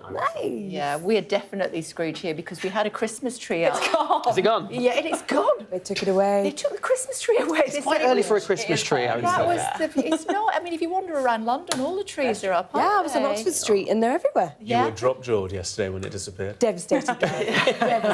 So when does it start? Well, we're in preview at the moment, so we started technically on Saturday, but officially we open tomorrow. And run until? End of the year, New Year's Eve. Really? I know. So you're working all over Christmas? Yeah. So we have... You get double time on Christmas Day? Christmas Day. That's what Scrooge would ask. Boxing Day and Christmas Day we get off, and so so our families have been phenomenally understanding. Fantastic. And next season of Ted Lasso? You're not telling me, or you don't know? Probably a combination of both. I love Ted Lasso. Have I said that already? You have. You were quite excited about it. I absolutely love it. It's so honoured to meet you. Oh, my goodness Thank me. you very much Likewise. for Thank you coming very in. much. We really appreciate it. Thank you. Thank you. Don't forget, snow all over the place again, isn't there? Yeah, Christmas certainly has come early in terms of the weather. We've seen snow for the last couple of days, haven't we? And we're set to see more cold conditions. We've got weather warnings stretching right throughout the week, so more to come. Very good. We'll see you tomorrow. Do hope so. Have a great day. PMQs soon. Amazing. Play Sky News. From the Sky News Centre at 7. Now that you're up to date, we can go into a bit more detail. Things can change incredibly quickly. Taken by surprise. Have you ever known a moment like this in British politics before? Yes. Cheers. We'll start with breaking news. Let's get the latest on the ground. So, by the end, we'll hopefully all understand what's going on in the world just that little better.